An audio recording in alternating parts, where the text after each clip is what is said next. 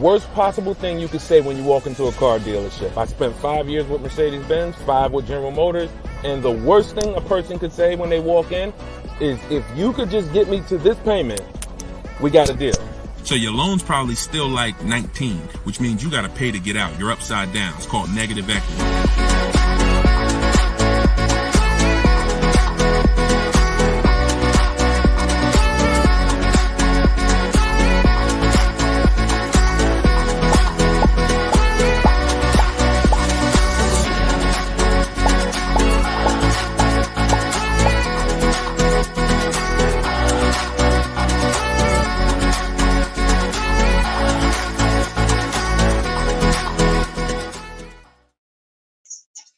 Welcome. Let me mute this because I got the audio going on my phone. We're on Instagram Live. This is our May 7th, Tuesday, May 7th, Car Questions and Answers live stream. I am your host, Deshone the Auto Advisor. You may see these broadcasts throughout the week on TikTok, on YouTube, Instagram, and Facebook. But whenever you don't see the banner above me, that means you're watching one of our live shows, so you guys can start typing your questions. If you don't know me, my name is Deshone the Auto Advisor. Let's get the quick housekeeping out of the way before we start bringing in questions. I've been in the auto industry since 2006. I left in 2020 after the pandemic. Since then, we've been focused on car shopping education, teaching you how to get the low market prices on your leases, your new cars, and your used cars by bidding and looking at multiple offers, making dealers and banks bid for your business versus how you've traditionally shopped. So that is what we do. I'm also the author of the pretty much 5-star rated digital book. It's called Cars from Home, and we're currently rated 4.94, goodreads.com. Just want to get the housekeeping out the way for those of you who don't know me. For some of you who've been on the show before on the stream, welcome back. But for those of you who don't know me, this is my new digital book. It's called Cars from Home. You can get your copy for 75% off the normal price by going to my Instagram bio, the TikTok bio, or if you're on Facebook or Instagram, you can actually scan this QR code, Facebook or YouTube. You can scan the QR code, or you can go to deshonebook.com. We have a link in the comments for you. Lastly, I am the host of the masterclass, Everything You're Doing Wrong, Buying, Selling, and Leasing Cars. Some of you have asked, I share a lot of people who are using these strategies throughout the broadcast. Some of them are people who have my book. Some of them are people who attended my free masterclass, and some of them are in my car shopping school, Maps Academy. So either way, you guys can get anything you need from me in the bios or in the comment section. So let's get started, Dolan. You can bring in the first question. This is May 7th. So if you're just getting on, we are live on all 4 platforms, May 7th, 12 p.m. Eastern time. And you can share this with your friends. Tyler from TikTok, how are you? How does gap insurance work on a lease? Great question. Gap insurance covers the amount that you owe if, God forbid, the vehicle is totaled or stolen and they don't find it. So let's just say the car is only worth $40,000, but the actual cash value if the vehicle gets totaled is, $35,000. So if the insurance company is only going to pay out $35,000, the gap insurance would kick in and cover the remaining gap. So now most leases include gap insurance, but you never want to assume that the lease includes gap insurance. Whenever you are getting your offers from dealers, when you're getting your offers, you always want to make sure that you ask for them to include gap insurance. But yeah, that's the way it works. You want to make sure 99% of leases have gap, but you don't want to make that assumption. Always ask when you're getting your quotes that the gap insurance be included. All right, great question. Go ahead, Dolan. Next one. All right, keep sending your questions, y'all. I see you on Instagram. Those of you who are on Instagram, you click that thing that looks like a paper plane, and you can actually see that you can easily invite a couple of your closest friends to the broadcast just so they know about this information when they need it. Because 1 in 5 people are shopping for a car at any given time. So 5 people in a group, 1 of them is going to be shopping for a car, and we want to make sure you guys have the knowledge you need. Go ahead, Dolan. Guys, make sure you are typing your questions all in one question. Try to get it all in one question. What's up, Instagram? This one says new car parts are hard to replace. The dealership wants old cars back. Anybody who's in the business of buying cars wants cars. So it's not just the dealerships, it's the online buyers, CarMax, Driveway, Carvana. They want cars. Local people who buy and sell cars, they want cars. Wholesalers who buy cars to sell to dealerships, they want cars. If you get what I'm saying, you understand why you need to be making people compete. See, we take one buyer. That's what you've been taught to do. You've been taught to take one buyer, one person who wants your business, and give them the opportunity to negotiate. What we teach is for you to actually go to multiple people who want that business and make them compete. And that's how we make sure we get below market prices, because we in order to get below market prices, you must see enough offers to know the market. I'm gonna say that again. In order to get below market prices, you have to know you've seen enough offers to where you know the market. Could y'all keep running up the likes on TikTok? Every time we say something that you like, if you could just tap the screen, it runs the likes up and it gets a lot of people's attention on TikTok. Let them know they need to be here. Okay, so that's what you want. Everyone wants cars back. So you want to make sure no matter where the market's going, electric cars, old cars, new cars, luxury cars, just make sure you are getting at least 5 to 6 offers every time you want to replace a car. We don't trade in cars because you are not going to get the money you could get trading cars. Now, I'm not talking to you about doing private sales either, where you list the car and then you go and you got to, have people come to your house in Facebook Marketplace. I'm talking about the people who pay cash money, inspect the car in an hour, hour and a half, and cut you a check. Those are the people we need to get 5 or 6 bids from, and that's what we teach. Those companies are very easy to find and very easy to work with. Okay, who's traded a car before? If you've ever traded a car before, type the letter T. All right, stay by your phone, y'all. This is live. This is May 7th. This is our 12 p.m. class, so stay by your phone. I want you to make sure we don't just talk here, we dialogue. All right, in order for you to get the most out of the show and for me to continue to do them, you want to make sure you as close to your keyboard so I know you're actually getting value out of the class, out of the stream, because you're communicating, engaging versus just listening. All right, I'll see you, Bell, on YouTube. Anybody who's traded a car before, type the letter T. If you've traded a car, this is important for you to know. It's almost impossible. I see you, Thomas, on Facebook. It's almost impossible, ML Headley, to get the most money for anything, not just a car, for any item on trade. So we don't trade. We don't trade. You're not going to get the most money, and you're not going to know that you got the best offer. You need to get 5 to 6 of these online offers, and that is how you replace your leases. And in the same way, look, you've left money on the table. Some of you know, I got to tell you the bad news first. Anybody who's traded a car since the internet and online car buyers have been invented, you've left money on the table. So I want you to stop. I'm suggesting you stop doing that right now if you really want to make $1,000, $2,000, $3,000 more every time you replace your cars. Okay? Go ahead, Dolan. Shoot the next one in. Jock from TikTok. How can I get rid of negative equity with a lease? First of all, let's talk about why do you have negative equity. This is improper deal structure. So if you went over your mileage, that means listen, you should not be taking a lease for 10,000 miles per year knowing you drive 15. Because frankly, to go from 10,000 a year to 15,000 a year is only about $40 for most cars.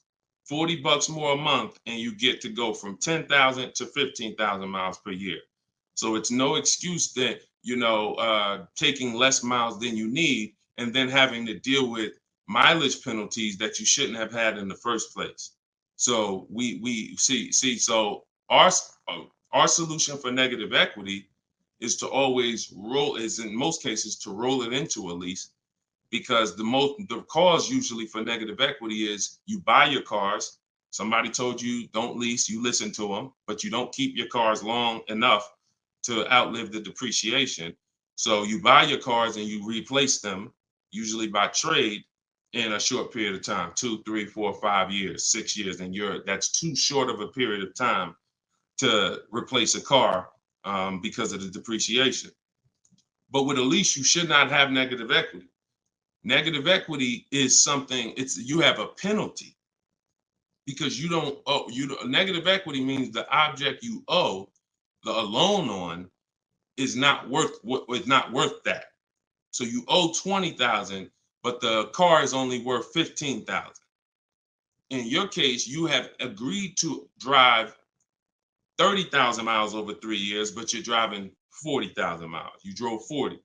So you need to pay that penalty in order for you to go to the next car. Okay? It should have been in your lease to begin with because you pay less for it if it's in your lease. You pay probably 15 cents a mile, where on a penalty, you're going to pay 25 cents a mile in a lot of cases. So what you want to do is you want to consider this: staying in the car, waiting to the end of the lease, and if whatever your mileage penalty is, rolling it over to the next car. As far as work your deal out, this is what I would be doing.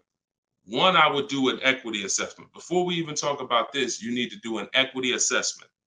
The equity assessment is step 2 in my process. The name of my book is Cars from Home, 7 Steps to Saving Time, Money, and Avoiding Dealerships. So it takes you all the way through the journey of getting your car from home while you are at home. So the second step, which is right after we decide whether we're buying or leasing, is we must do an equity assessment. Some of you, who has a car that they're going to be replacing to get a car? Type me. If you have a car, it could be a lease or it could be you own it, but you're going to be, next time you car shop, you're going to be replacing that car. Who's in that situation? Type me. Stay by your keyboards. Let's go. We're live. This is May 7th. Wake up, people. Wake up. School me. All right, me, I see you. All right. What's up? Y'all can we run the lights up on TikTok? Can we tap the screen? Can we tap the screen if y'all gonna spend time with us on TikTok? Tap the screen. All right. Okay. Let's go. Let's go. Come on. Don't play TikTok. I'll close the broadcast. All right. Y'all not paying me nothing. Okay.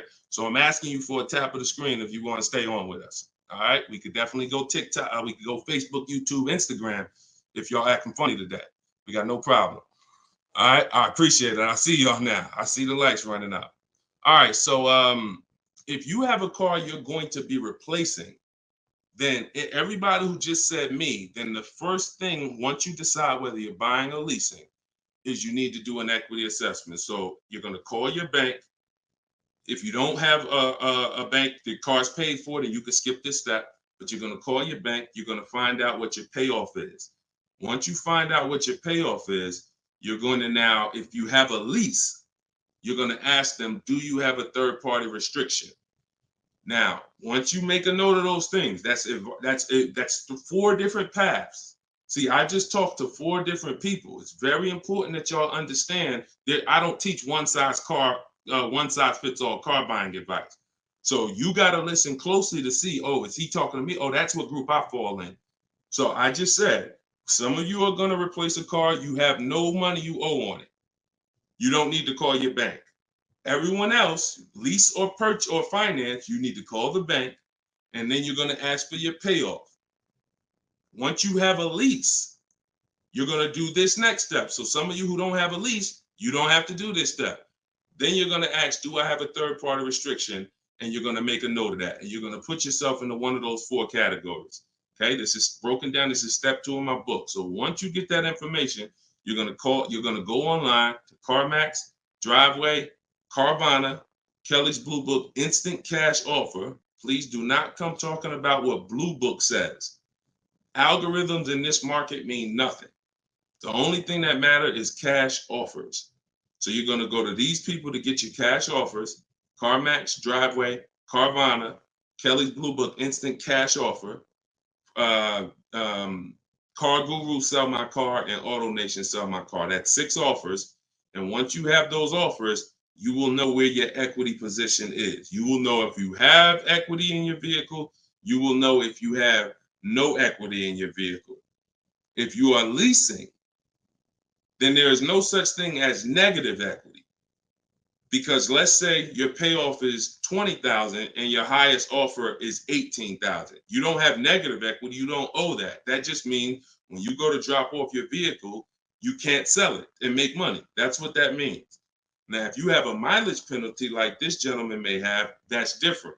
But that's separate from the equity assessment process. You need to know, what is the asset that I'm driving? What is the asset, the car that I have in my possession, worth on the market? And what do I owe on it? And is there equity there?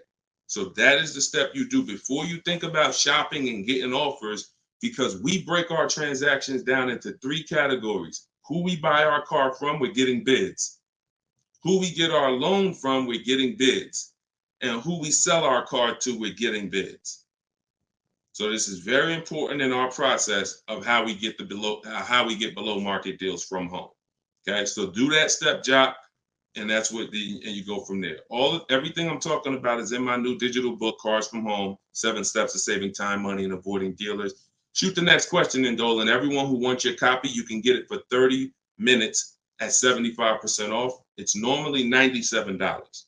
So everyone who's gotten this book, and we've gotten close to probably 6,000 people at this point, the book is $97.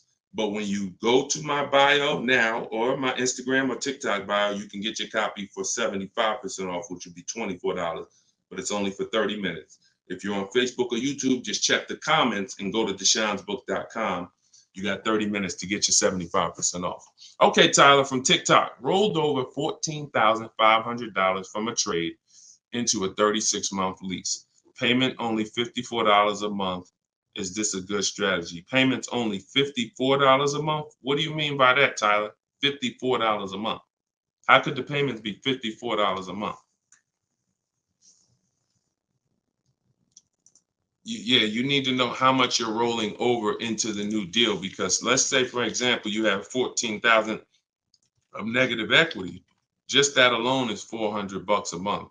Just the negative equity. So I'm trying to find out what you mean when you say rolled over 14.5 from a trip. Oh, wait a minute. I think I know what you're saying. You are essentially prepaying your whole lease. What he's saying is he's taken all of the car that he is trading, which I just told you how much I'm not a fan of that. But he's now essentially doing a one-pay lease, or you're doing a huge down payment. So this is very important. You could be about to really lose your shirt right here. This could be extremely bad for you. You need to make sure you check what I'm about to say to you. If all of that money is being treated as a cap cost reduction, which is essentially a down payment on a lease, let's just say your payment would normally be, matter of fact, let's do this math real quick. And this is why having a consultant and having an advisor and getting education saves you thousands of dollars. Now, $14,500, you are talking about, if you put that into a payment form, your payment would be $400 a month higher, plus the interest on that, plus the taxes, plus the interest on that. So let's call it $430 plus this $54,000 this $54 a month. So let's say your payment would have been, without you trading, would have been like $485 a month. So if they're treating all of that as down payment, then here's what's happening. You're just prepaying the lease. So you have no protection. If that vehicle gets totaled, you are out $13,000. You won't be, anything you put into that vehicle, you're out. That money's gone if the vehicle's stolen or totaled. So what it makes more sense to do is to see if there's multiple security deposits that you could put. You need to get your offers, though, with no money out of pocket, because you can't look at one-pay leases and you can't look at multiple security deposits if you don't know what the original deal was without them. So if my payment is $500 a month, and then if I put multiple security deposits down, it lowers it to $450 a month, then that could be a good offer. If it lowers it $20 a month and I got to give them $6,000 to hold, then it doesn't make financial sense. That's not a good return on you holding $6,000. But I'm always comparing it. This is something we teach called advanced leasing strategies. This is not for everybody. So but you need to determine when you're doing a one-pay lease, all you're doing is giving them all of this money up front so they can lower the actual interest on the lease and see what the payment comes out to with the lower interest. So you have to get offers without down payments. This is why I'm saying when we shop, we never shop with down payments, whether we're buying cars or leasing them. We never shop with down payments because when you're putting all this money in, you can't assess the deal because you don't know how much of this being a low payment is because I put all this money down. You need to know you have a deal before you consider what monthly payments is going to be. If I'm getting a lease and I shop my offers and my lease deal is under 1%, or my best offer is under 1%, no more than 1.5, somewhere in between there, I know I have a good deal, regardless of how much I'm going to put down. So, and when it comes to purchasing, I need to know people worry about the payment. Some of you are worried about the payment. You don't care about what you're buying the car for, and you're worried about the wrong thing because you're thinking about the loan you're getting. You're not thinking about the car you're buying. Before you think about, hey, what's a good payment on this car? No, the better question is, who's the dealer that's going to sell me that car for the lowest price? Deshone, I want to get this BMW 4 Series. What's a good payment on that? No, you're going to get a BMW 4 Series. Who's the dealer that's going to sell you that BMW 4 Series for the lowest price? If 20 dealers, if say 10 dealers have that car, $60,000 car, some dealers are going to sell it for 65, some are going to sell it for 60, some are going to sell it for 57. You need to get these offers before you worry about what the payment's going to be. And that's a whole different philosophy. This is what I teach. So I'm never going to be in the business of not teaching you to understand the numbers because we make it simple. Whether you're using my book, whether you're paying attention on these live streams, when you are shopping multiple offers, you eliminate this. You cannot be a payment shopper because you'll just be throwing money at deals and thinking you got a deal, but you didn't get a deal. You just threw so much money at it that it lowered your payment to something that you felt good about. Doesn't mean you didn't overpay for the car. All right. Very, very important, y'all. This is $3,000 to $5,000 to $7,000 to $10,000 mistakes. These aren't $100 mistakes. Listen, look, people right now are so distracted. They are asleep. They are asleep. The only way people could continue to make money is people stay asleep.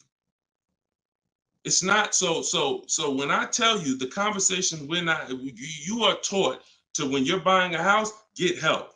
Make sure you have a plan. Work with the best people. Get a home inspection, even if you're not going to buy the house, right? Don't you get a home inspection even if you're not going to buy the house? Don't you risk $400, $600, $800, even if you're not going to buy the house? Why? Because you want to protect yourself from making a $20,000 to $50,000 mistake. But with cars, this is the only thing that you think, oh, I could just do this on my own. Knowing that every time you buy a car, you have a little buyer's remorse. You hope you hope you didn't overpay. You hope you didn't. So lock in. The only way you are going to win and be like these people that I show on the show all the time, like you see just a ton of people that's paying ridiculous prices, below market prices. And I got more to show y'all. Like my next show, I got like 3-4 million people that hit me with their deals they got in the last 2 weeks that I haven't even pulled in yet. Like you're not going to get these prices until you take car buying as serious as you take buying a small house. Once you start doing that, then you'll start saving 5 and 10 and 15 grand on some of these cars. Until then, you're going to keep just moving the way they want you to move. Go ahead, Dolan.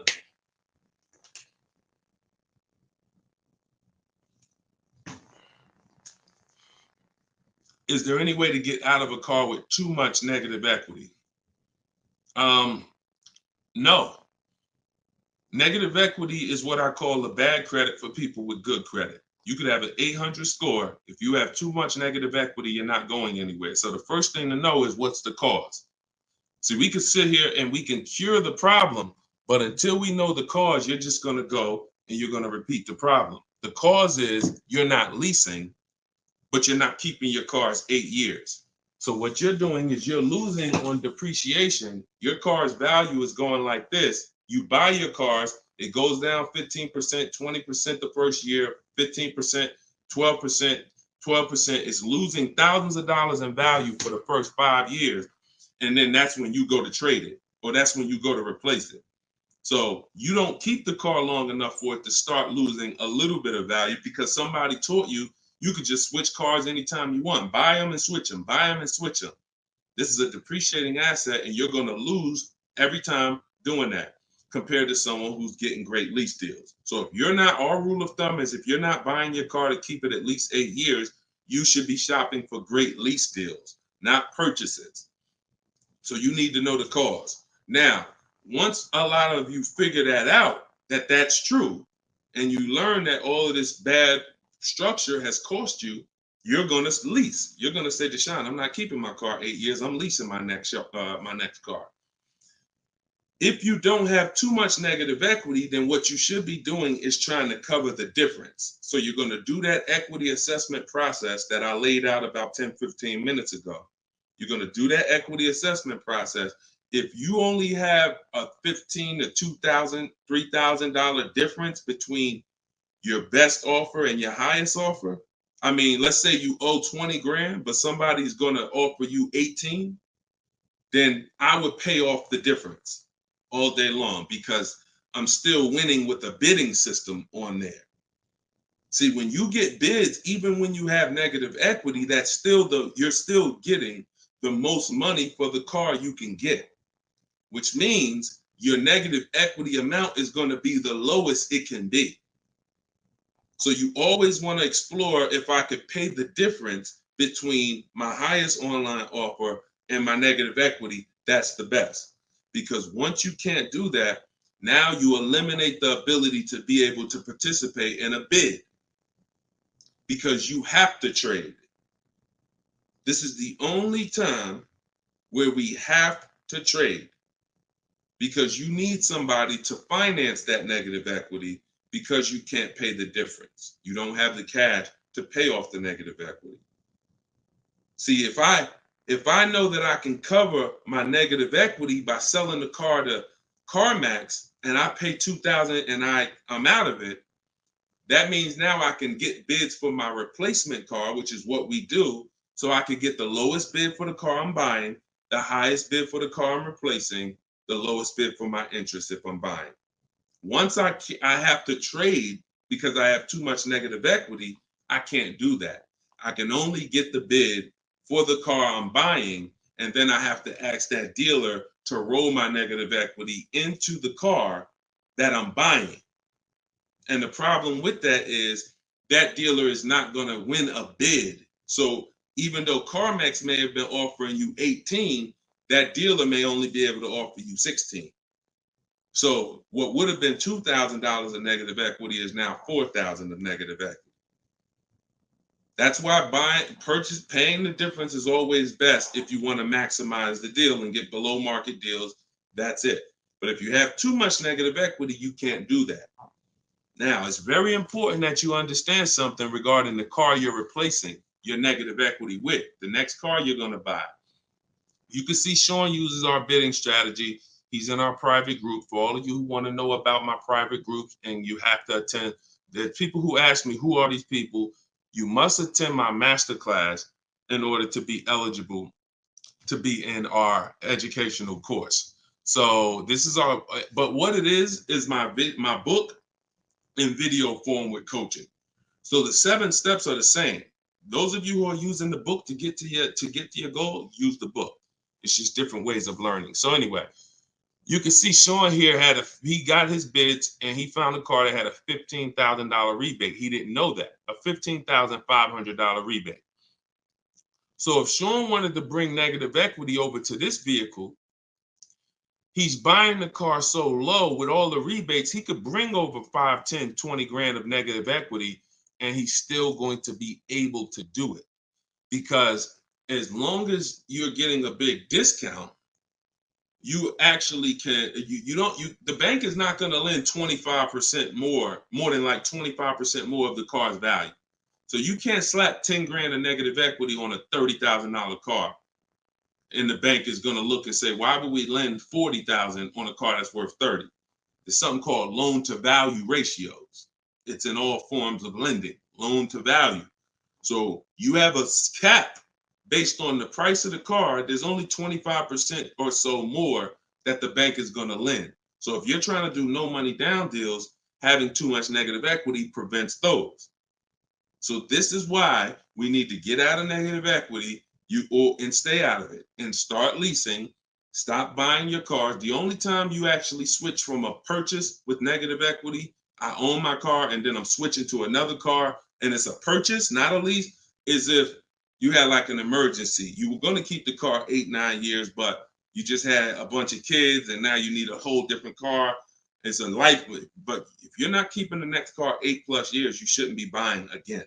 You're going to be back in negative equity every time. Okay? All right. Go ahead, Dolan. You can shoot the next question.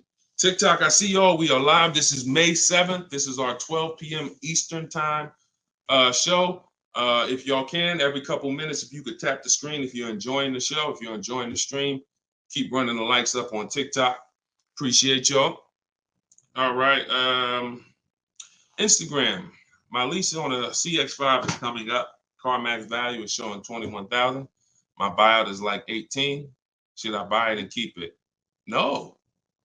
Why would you go from a lease with a great, and look, I'm going to talk different on every show because I know some of you are new.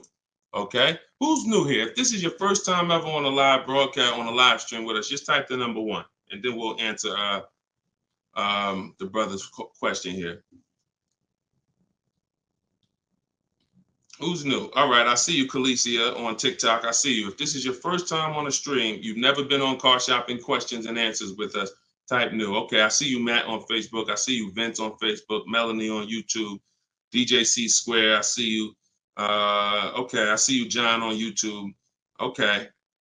All right, TikTok quiet today, boy. I never saw TikTok this quiet. They ain't hitting no likes or nothing. That's all right.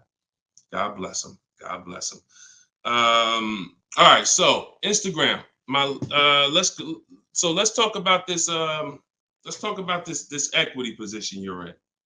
Right now, you could sell that lease and make $4,000. Why would you want to go from a lease, which is a not keeping my car 8 years? I want full warranty. I want low payments. I want to drive a lot of car for a low amount of money. Now I can shop for this new deal, get a great deal on the CX5. Just so you know, understand something. CX, look, let me show you something. This was Tiffany rode in, and Tiffany got a Mazda CX50 a couple weeks ago, not too long ago. Look at this. So let me show you just kind of what this could look like in a great world. So you understand, she got a 2024 Mazda CX90. She literally paid 44. The sticker price on it was 44,000. She used our system. She actually wrote. This is a testimonial about the book. So you can see at the top says, "I believe we got a great deal from what we learned from the rest of the book." So look at this. She got bids, $44,800 vehicle. She ended up getting a $6,530 discount. That was her best offer. And then, so her lease payment on this would be incredibly low if there's a good lease program. But you're not going to save this kind of money negotiating. You want to sit at home, get bids, contact at least. We get at least. We don't make a decision until we get 5 to 7 offers. We will not make a decision on a car until we get 5 to 7 offers, because 80% of dealers are overpriced. So you say you can get you might be able to get a lease price on this car for, $400 a month, no money down, for, $450 a month. Something, it might be lower. I don't know what the below market deal on your replacement Mazda is going to be. And then you could actually put that 21.4 in your pocket. So you could say, hey, the difference. So you would sell the car to CarMax for, and you would make $3,400. Just so you know, my mother sold her Mazda 2 years ago when the prices were real high, and she made $10,200. So why would I go from being able to do a deal like that, getting a new car, low payment, no money out of my pocket, put $3,400 from my old lease into my bank account? Why would I want to go from doing that to buying a used car, which is buying a 3-year-old Mazda, which is what you're suggesting when you say, should I buy it and keep it? What about that deal makes it better? If you figure this, Your buyout's 18. What's the payment on $18,000 plus taxes? 20 grand, 21 grand. What's the payment? 400 a month for 5 years. So why would I go and buy a 3-year-old used Mazda for 400 a month when I could go and I could lease a brand new Mazda for 400 a month and then turn around and again, if you're not buying this car to keep another 8 years, it makes no sense to buy a used car right now. It makes zero financial sense. Not only that, you're gonna spend the same amount of money over the years that you could have drove brand new leases for. There's no benefit. There's no benefit. This is what it is. We've seen this thousands of times over the years, hundreds at least. You know, I know it's happening thousands of times. People are buying their leases every day. They're not realizing they're just buying a used car. That's all you're doing. So I go from leasing to buying a used car, which means something in me has to change. Those of you who are buying used cars, you should be buying them to keep 8, 9, 10, 12 years. Not 4 years, 5 years, 6 years. You're driving old cars for the same prices you could be driving brand new leases for. Same prices. So why would I drive a bunch of older cars, 5, 6, 7-year-old cars? By the time I pay it off, it's 10 years old, 11. Why would I do that if I could be driving brand new cars for the same prices? So it's important for you to understand. That's why this is the first step in my process is we got to know, should we buy or lease? And the only people who should be buying are 8+ year people. The goal is to keep the car 8 or more years. Then we're going to buy it. Yep. I'm here. I see you. You know, I always butcher your name, but let me just call you EP. EP, I see you. Go ahead, Dolan, shoot the next one up. We got a couple more minutes. We're on here for a couple more minutes. How do you negotiate a purchase online? Looking at a car 3 hours away and I'm not able to go in person. So what I would do if you've done all the research to make sure that car is a great below market price, if that's a below market price, then what I would do is I would call and verify that there's no fake fees that are not online. So when you see a car that has a $28,000 price, we're going to call and make sure that what the fees are should only be tax, title, documentation fee. Tax, motor vehicle fees, and documentation fee should be the only prices, only fees. And once I verify that, what I'm going to do is I'm going to go home. I'm going to get out there immediately, and I'm going to see the car. And if it's a great price where I'm saving $2,000-3,000 above below the market value on those cars, then I'll go out there and I'll make sure that I post up in a motel for one day, because you never want to go out there and take the car immediately, because unless you're paying cash. If you are paying cash, that's different. But if you're getting a loan, we need at least one day to do our bank bidding process. Because you could go out there and say, all right, now this is the best price on a used car. Yeah, but now I'm going to pay 2 points, 3 points more in interest, letting the dealer get me the loan. So I'm essentially giving that $2,500 or $3,000 that I saved right back to the bank. I'm not giving it to the dealer, but whoever the bank is. So we always need one day to come home, let banks and credit unions bid so we could get the lowest interest rate. And then we call that dealer and we let them bid against it. But that depends on how you're going to pay. But that's the process. You get out there, you test drive the car. That's why all of our used car research is done from home. All of our used car research is done from home. By the time we get to the dealer, the only thing we're doing is going there to test drive the car and lock up the deal. The prices we've already verified is the lowest prices in the market. So once we verify there's no bogus fees, that's our process for wrapping up the deal. That's right, man. You know I'm always watching and unlearning and relearning, boss man. Appreciate you. I appreciate you, EP. Always a pleasure. All right, go ahead, Dolan. Yeah, some of you are looking for your used cars locally. There's no way you're getting the best prices.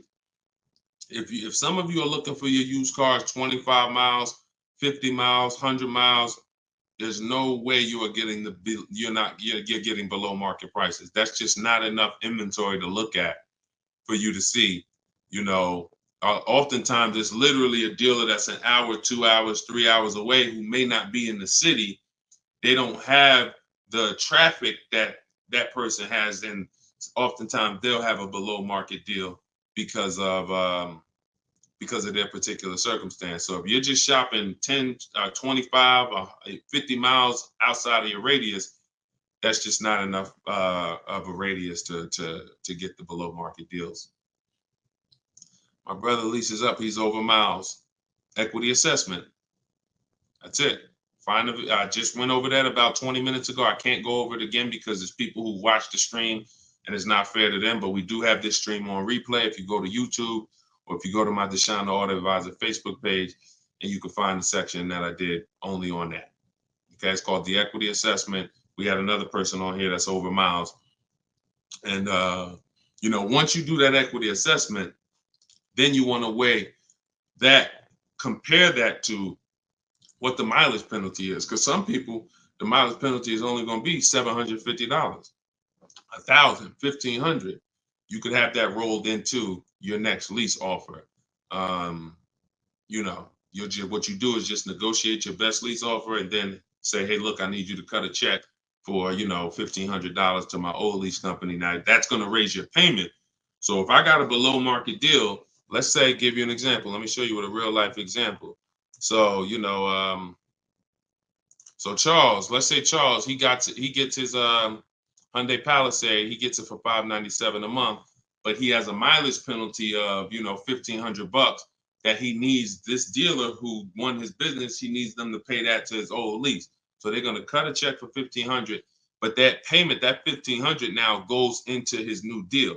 So it's just like negative equity. It's going to raise your payment up, which is why we bid this out and we don't bring stuff over. We don't bring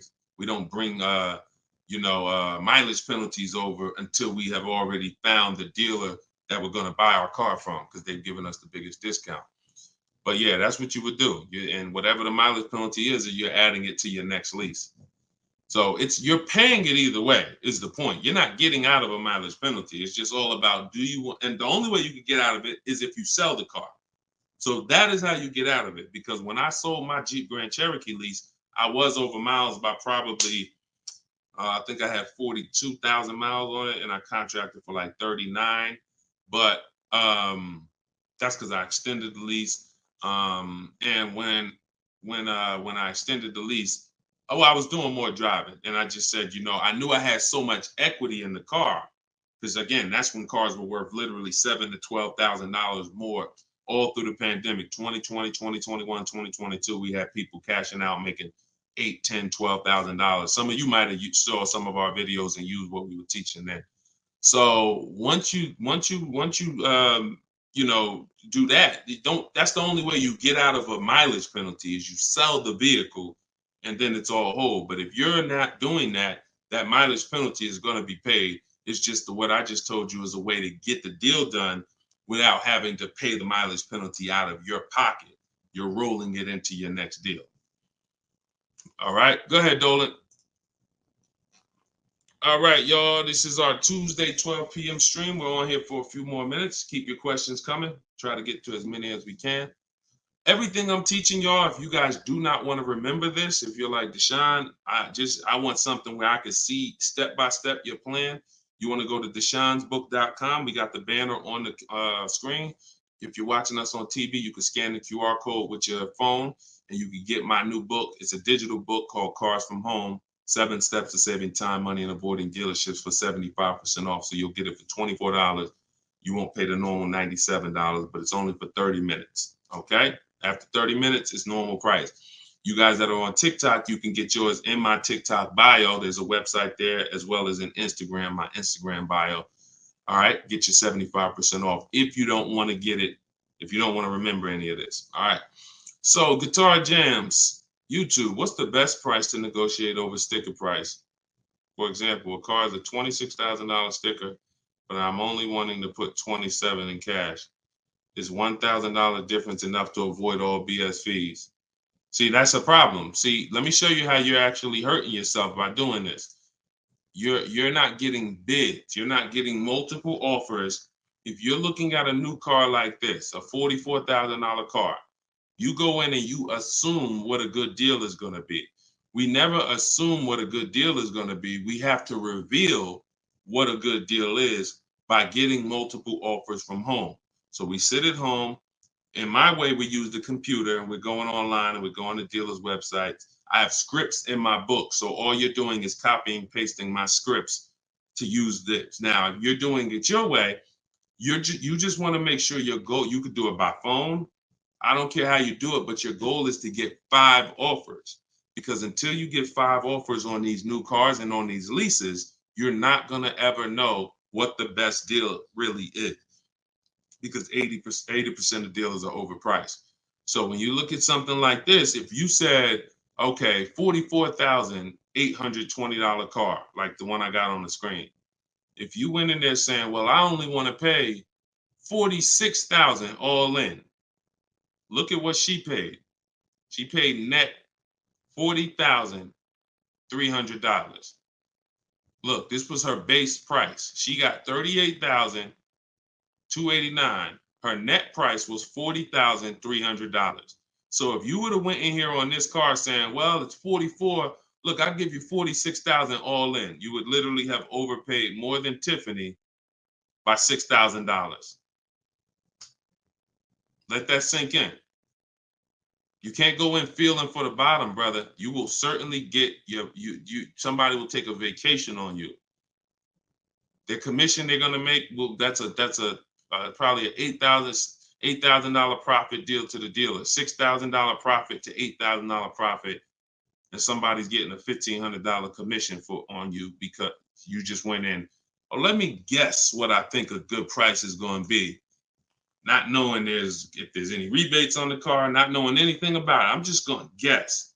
Look, what if Sean would have went in? Look, what if Sean would have went in talking about, this truck is $73,000. I'm gonna offer them $73,000, but they gotta include all the tax, all the fees. I'll give you the asking price, but you gotta include all the tax and fees in. Look, he ended up getting with bids $57,000. He would have overpaid by $20,000, $15,000. And I'm sorry to tell you that some of you are doing it every day. You've done it on all your cars. You've overpaid, not using these strategies. And I want you to stop. You're free to do what you want to do. You want to stay in the old way. But the people that you see that are getting these deals, these people that are posting, listen, when you get a great deal, you post the deal. See, when you get a car, pay attention, yo. Pay attention to what I'm about to say. It's very important. When you actually have strategy to get great deals, you actually post the deal. This is our private group where we post our deals. Look, people are not just happy about the car. Look, Eddie, I ended up getting multiple offers, got a Toyota Camry hybrid. This was last year when these cars were literally on fire. Look, quote, getting quotes as high as 10 grand over sticker. Look, I got $2,086 under sticker. $10,000 over sticker was his highest quote for this Toyota Camry hybrid. There are people who paid that. There are people that paid 5 grand over sticker for the same car Eddie got. There are people who paid sticker. Thought they were getting the best deal. Man, I got mine for sticker. He got his $2,086. Some of you who might see this broadcast, you might have said, you might have the same car. Deshone, wow, man, I got that same car. I paid 4 grand over sticker to get mine. Yeah, Eddie at the same time, same year, paid $2,086. Sorry to tell you, but you overpaid by 4 or 5 grand. This is real.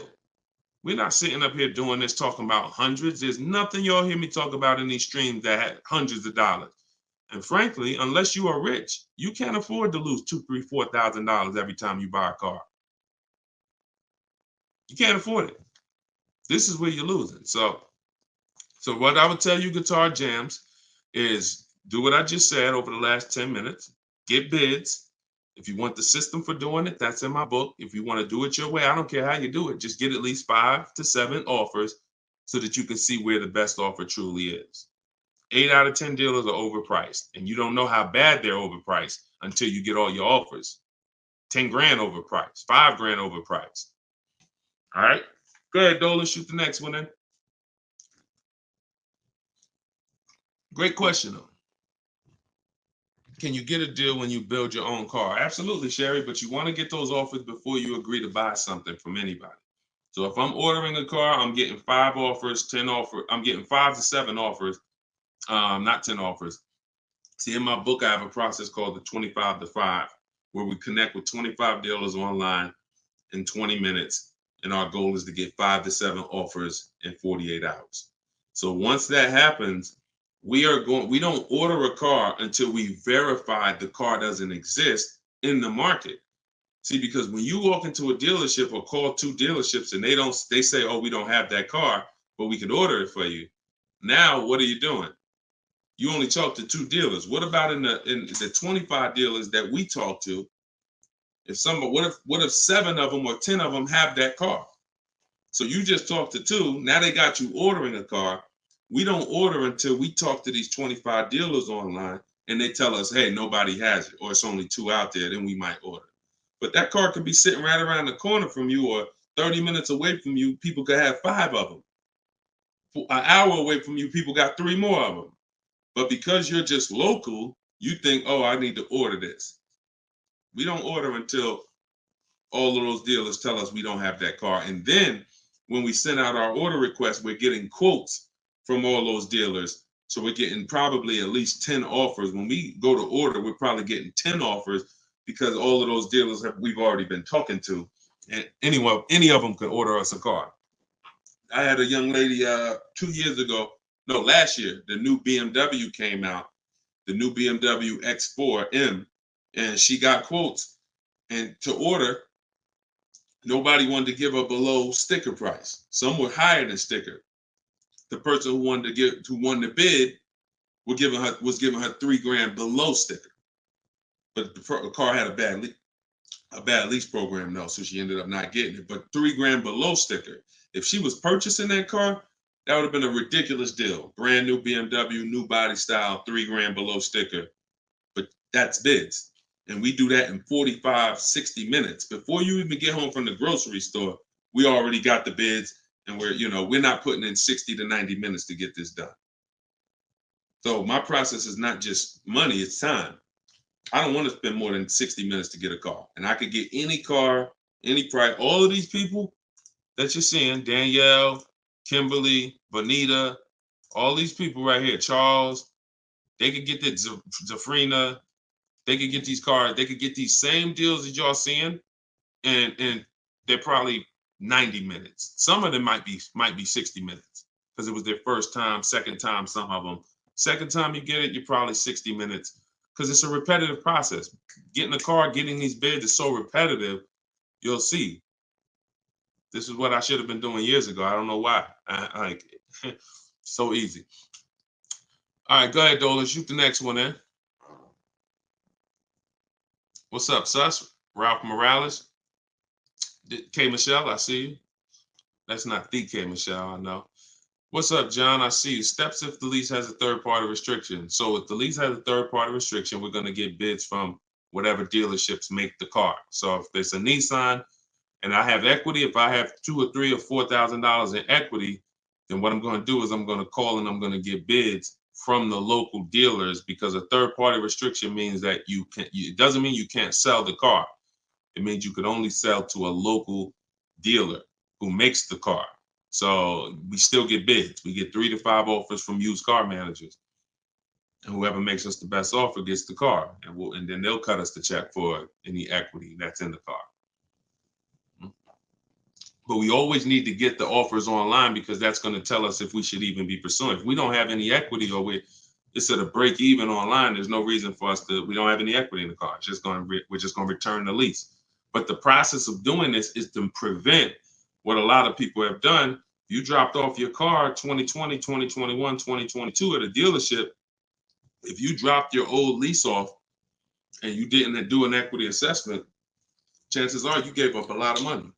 And some of you are like, well, Deshone, I did that. I gave them back my old car, but then they gave me a great deal on a new one. You have no idea how much equity they used out of that car or how much they kept. It was, like I said, my mother had $10,200 in equity. She could have literally, they could have gave her, if we would have went into a dealer, they might have gave her 4,000 of the equity and kept 4,000 if we were lucky. So, doing an equity assessment before the lease in process is to prevent giving away any equity when we drop off our lease. All right, go ahead, Dolan.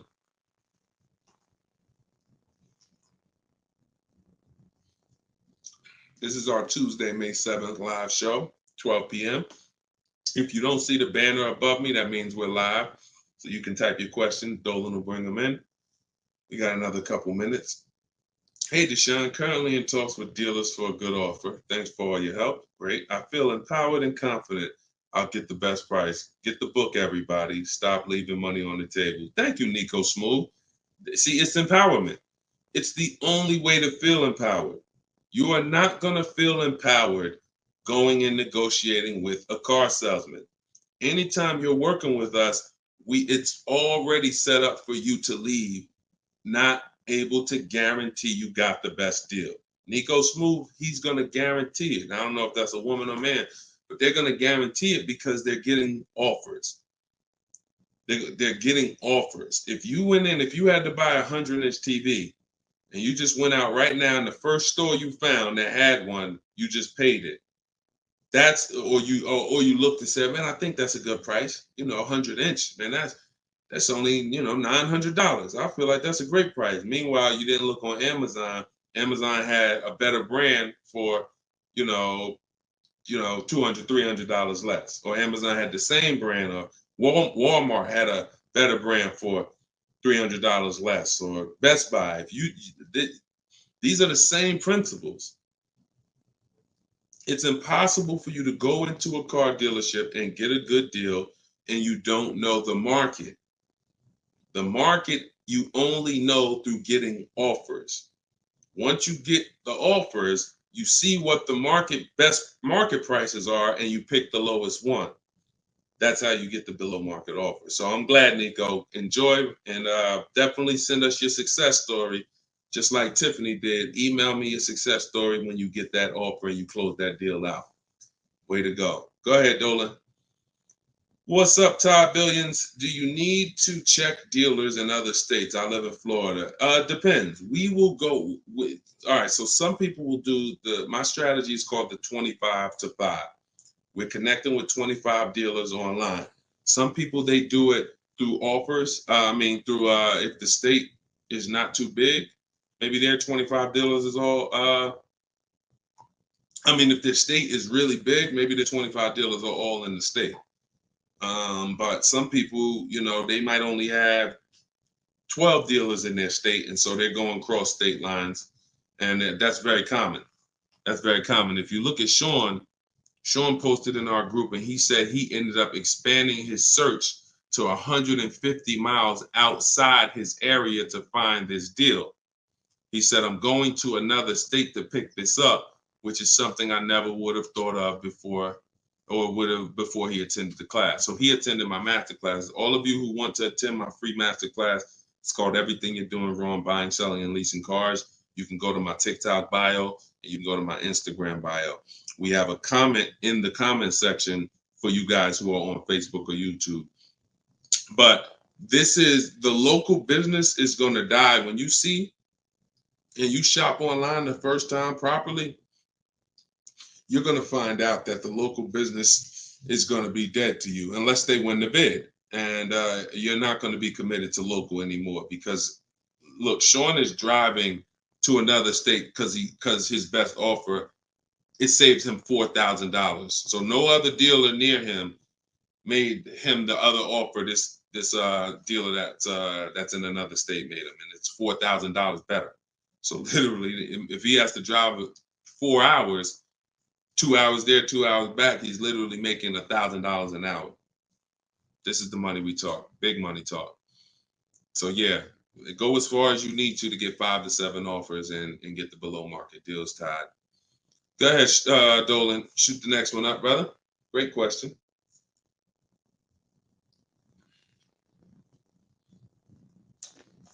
This is Charles Harris on YouTube. How are you? Hey, Deshone, why you don't have PayPal for a payment method? Um, that's a great question. We've used PayPal probably twice since we started our company in 2021.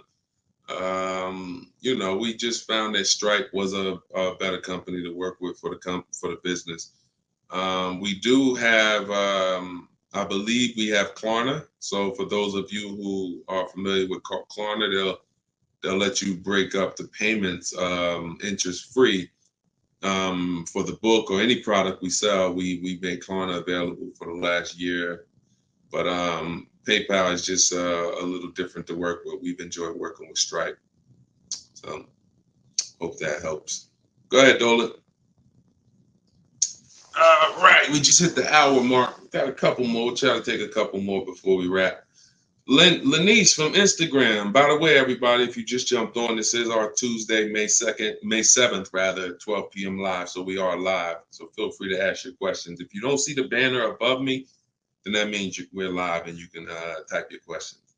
Is purchasing a car from Enterprise Car Sales a good idea? If in order for me, when we're shopping for used cars, like I have this used Infinity truck. We got it a year ago. It was 2020, so it was 3 years old. When we found that car, when I narrow it down to my top 3 to 5 used car options, they have the best title histories, the best service records, the best accident records. They're the best price in the market. They're below market. And then I verify what the brand new price was, because you can't know a car is great until you know the new car price. Because if a car was 50,000 and they're asking 30, that's different than a car that was 55,000 and they're asking 30. The $55,000 one has more value, has more equipment, more options, so it's a better value. So it's impossible to get a great deal on a used car without knowing what the original price was. So you might have picked a car that's, this one is 30,000, but again, the original price was 50. Meaning, while another one might be 31,000, it's $1,000 more, but the original price was 55 or 57. So you got to know what was in the new car price to be able to compare when we're getting. So if I narrowed it down and that Enterprise car was in that bunch, I'm not opposed to it as long as it has great service records, great accident history, great title records. But the title is going to show as a rental. So when I say great title history, you got frame damage, you got salvage titles, you got rebuilt titles, cars that have been totaled, rebuilt. You have different forms of title: personal lease, personal vehicle, corporate lease. These are all different categories of title. So if you get one that has a rental, then that price needs to be considerably less than the other cars on my list. That's the only way I would look at it. Great service records, great accident records, and then compared to the other cars in my bunch, it's got to be $2,000 less than them. 1,500, 2,000 less. So that's the only time I consider it. Go ahead, Dolan. Now, the way we shop for new cars and leases in my book, and the way I teach, is the 25 to 5 strategy. That's when we're connecting with 25 dealers online to get 5 offers, 5 to 7 offers, 25 to 5.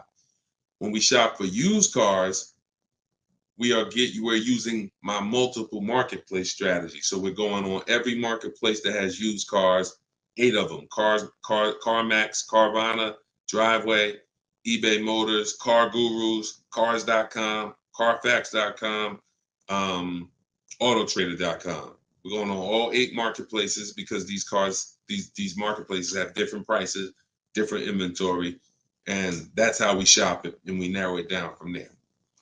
All right, Fo from TikTok. Best way to trade a vehicle and not be upside down. We already had 2 questions about negative equity. So what you want to do, Fo, is either go to YouTube and go to Facebook. The replays are there once we end the show. Just find somebody who had that same question. Somebody asked about replacing a car that they had negative equity on. Upside down, negative equity, same thing. Just 2 different terms. Go ahead, Dolan. Everybody getting value out of the show. If you're getting value out of the stream, type $signs, type a $sign. If you're getting value out of the stream, type a $sign. All right, everybody getting value? All right, I see you. Perfect. Good. Good. I see you, John. I see you, Tracy. All right, I see you, Sterling. Yep. I see you, Charlene. I see you, EP. Perfect. Glad everybody's getting value. Charlene said, thanks for the education. I just finished the first read of your book. Now I will start the process to buy a new car following the 7 steps. Congratulations, Charlene. Way to go. Now, some people choose to go the book step by step. So the last step that Charlene just said, step 7 is delivery. So you're not really getting, some people do this. And I can't, it depends on how you learn. The book is set up in a way where everything I teach is set up in a way, when y'all hear 7 steps, it's set up where if we talked on the phone, I would be saying, do this first, call me back. Do this second, call me back. Do this third. And then by the time we get to step 7, we're setting up for delivery or the pickup of the car. So some people never read the whole book. They just do 1 step at a time, and they never see step 7, me congratulating them for delivery, until they are at that step.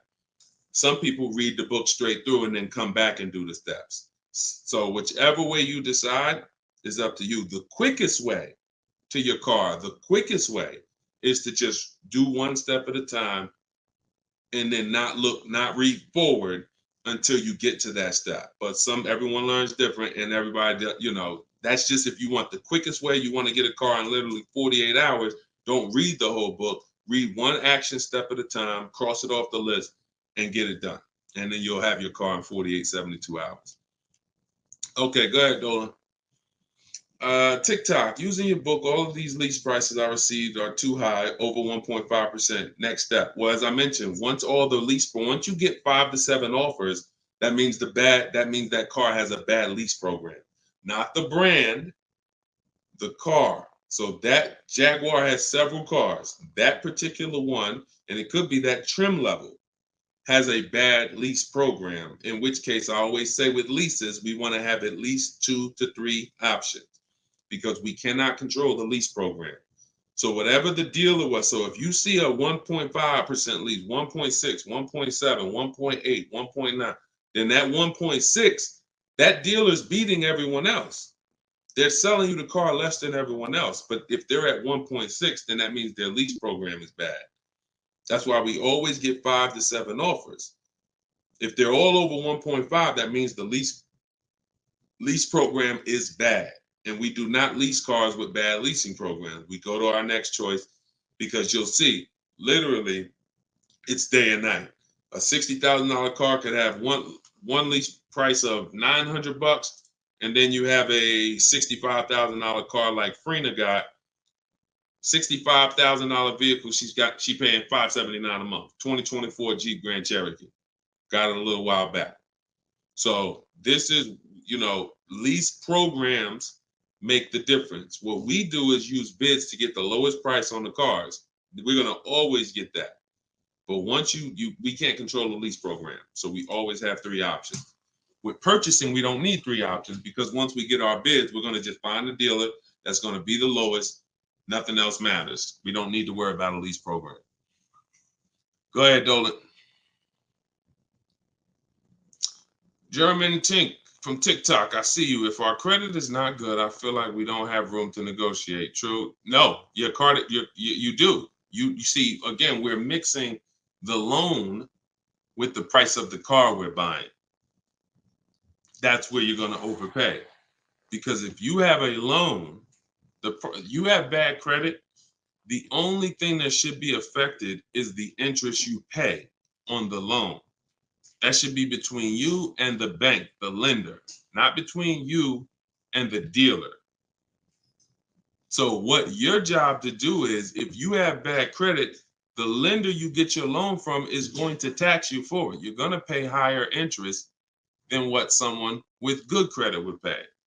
But what you should not be doing is overpaying for the car because you didn't get bids. So you can get bids for your car, and then you can use a company that gets deals done, that gets people loans, even with bad credit.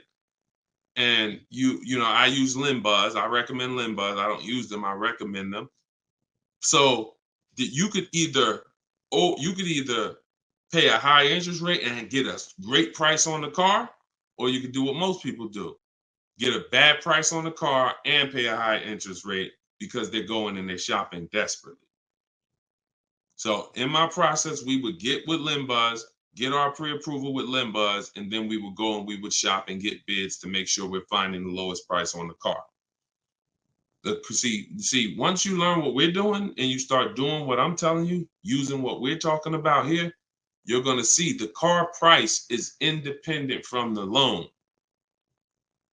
You've been taught to focus on the loan, which is how much my monthly payment is going to be. Oh, am I going to not be able to negotiate? The car's price we're negotiating has nothing to do with the loan we're going to use to buy it. Okay? So everything that I taught from today, guys, is in my book. It's my new digital book. It's called Cars from Home. You saw it if you were here earlier.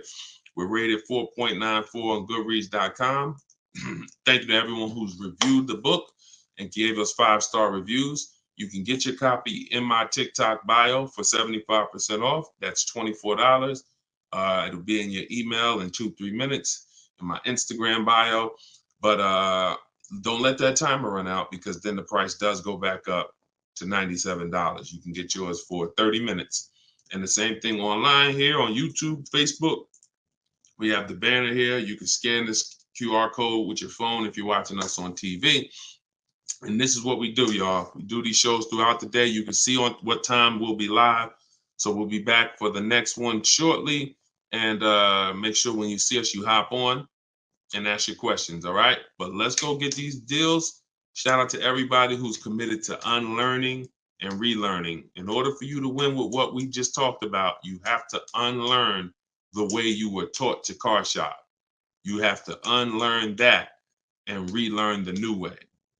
All right? God bless y'all. Enjoy the rest of your day. See you soon.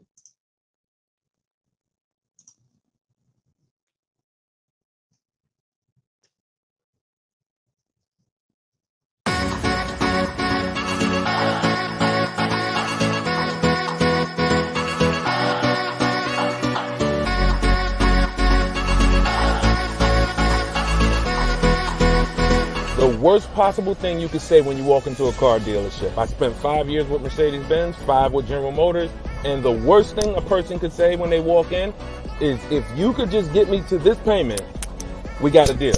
So your loan's probably still like 19, which means you got to pay to get out. You're upside down. It's called negative equity.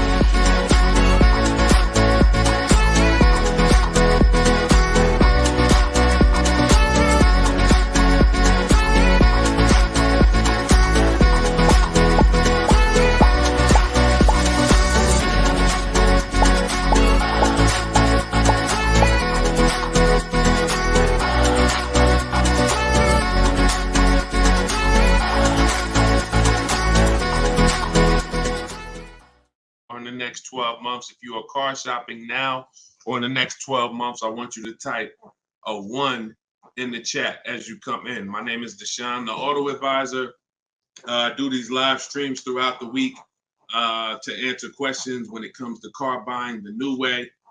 We've been doing this, helping people really since 2021 through education. And so we teach an entirely new way to car shop, a way that has worked for thousands of people before you. And I do these live streams so that you can ask your car shopping questions, and we can try to get you the answers that you need to help you get below market prices, which is the only thing we settle for. So thank you to the people who are tapping the screen on TikTok, running up the likes. I appreciate it.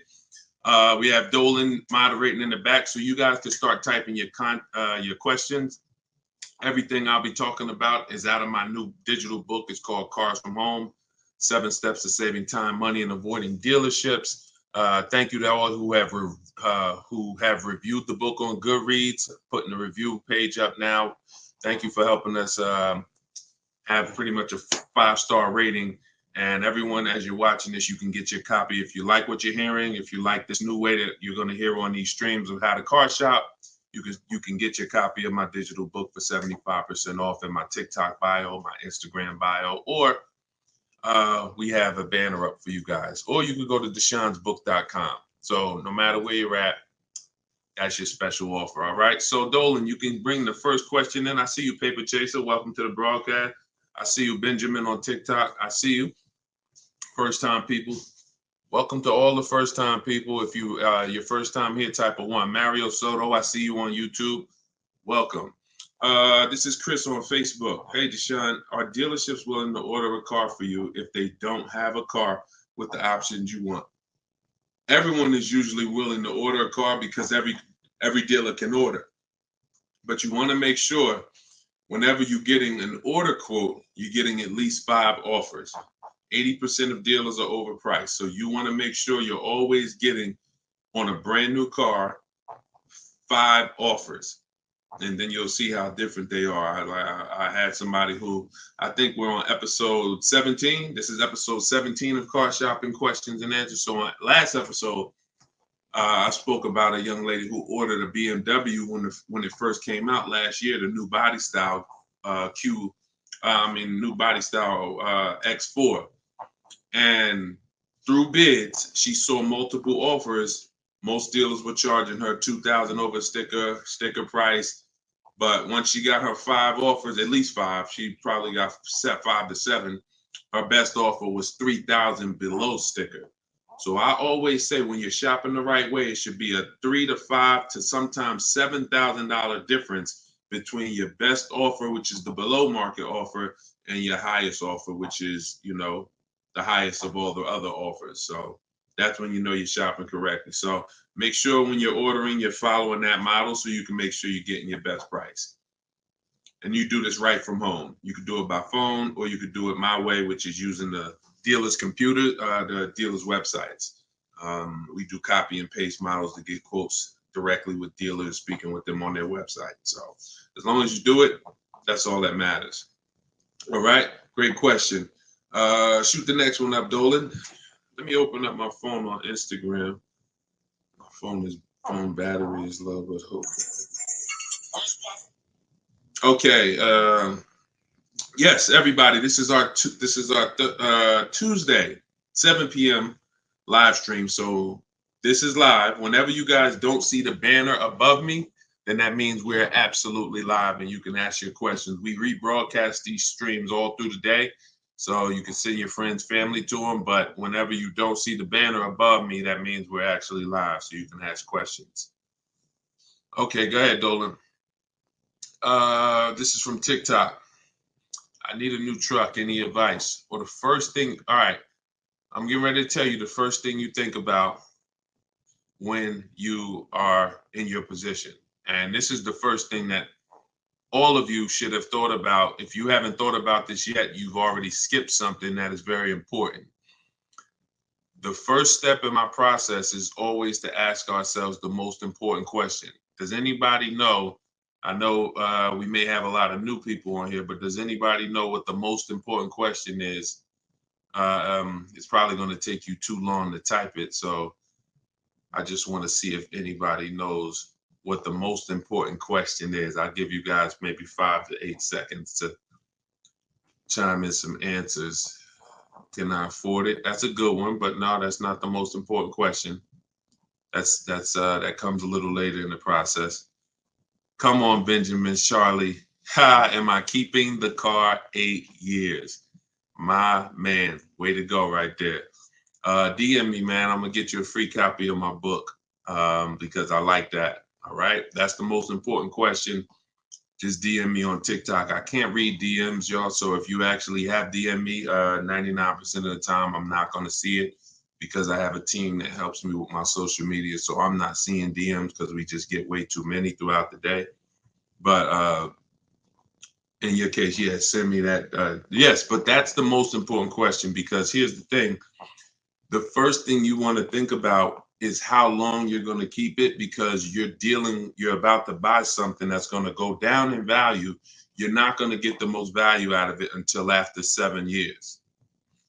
that's when you're going to get the most value. Everything before that, who knows, when I break these things out, I'm showing you the depreciation curve. And this is how your vehicle is losing value.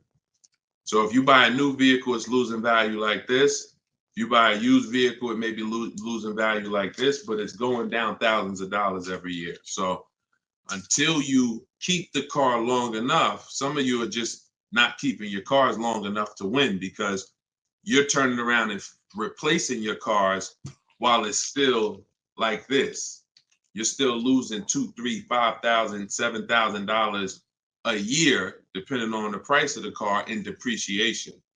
Now, when you keep your car long term, you're going to beat depreciation, because eventually your car starts to, like, who has a car outside right now that's at least 8 years old? Who has a car outside right now that's at least 8 years old? Type how many years old the car is. I just want to demonstrate something, because if you skip over this, you're not going to be able to get a good deal. You can forget it. I'm telling you right now, I call this the most important question. If you get this wrong, forget about getting a good deal. It's impossible. And I'm going to explain why. This is not, if some of you are new here, I don't need to hype anything up. I love math. So I make math simple. You might not love math. I love math. And I know that when it comes to cars and buying versus leasing, it's a numbers thing. It's a math thing. And I'm telling you that if you're not going to keep your car long enough for the depreciation to level out, like you can see Chris here on Facebook, he has a car 10 years. Carlos, 10 years. Tyranny on YouTube, 10 years. Okay. Yep, I see you. Kura Cindy on Instagram, 14 years. Jeff Walkus, YouTube, 15 years. Now pay very close attention to this. You'll notice that the way the amount your car is worth today, it's going to be worth almost the same thing next year. It's going to be worth almost the same thing next year. If your car right now is worth, if it's 9 years old and it's worth $8,000, a year from now it's probably going to be worth $7,600. That's when you have beat depreciation. Tap the screen on TikTok if that makes sense. See, if your car is only losing, some of you see these answers, until you are actually keeping your car long enough. It's not about when you pay off the car. A lot of people think that that's the car's paid off. It doesn't matter. The value of the car is going down. This is why I call this the unseen expense. Depreciation is the unseen expense. And so how do we beat it? You can't replace the car in 2 years, 3 years, 4 years, 5 years, 6 years, 7 years. Can't replace it. You have to replace it either after that, or if you're not going to keep it that long, you should be shopping for a lease. And I'm going to show you the numbers before we move on from this. I'm going to make this point very clear. Now, this is step 1 in my book. This is why if you don't get this step, you cannot get a great deal on a car.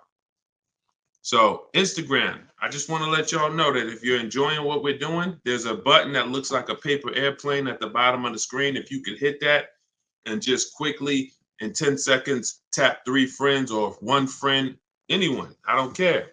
Just invite people over, because I know they'll appreciate it. Because a lot of you guys have friends right now that are outside in dealerships getting overcharged as we speak.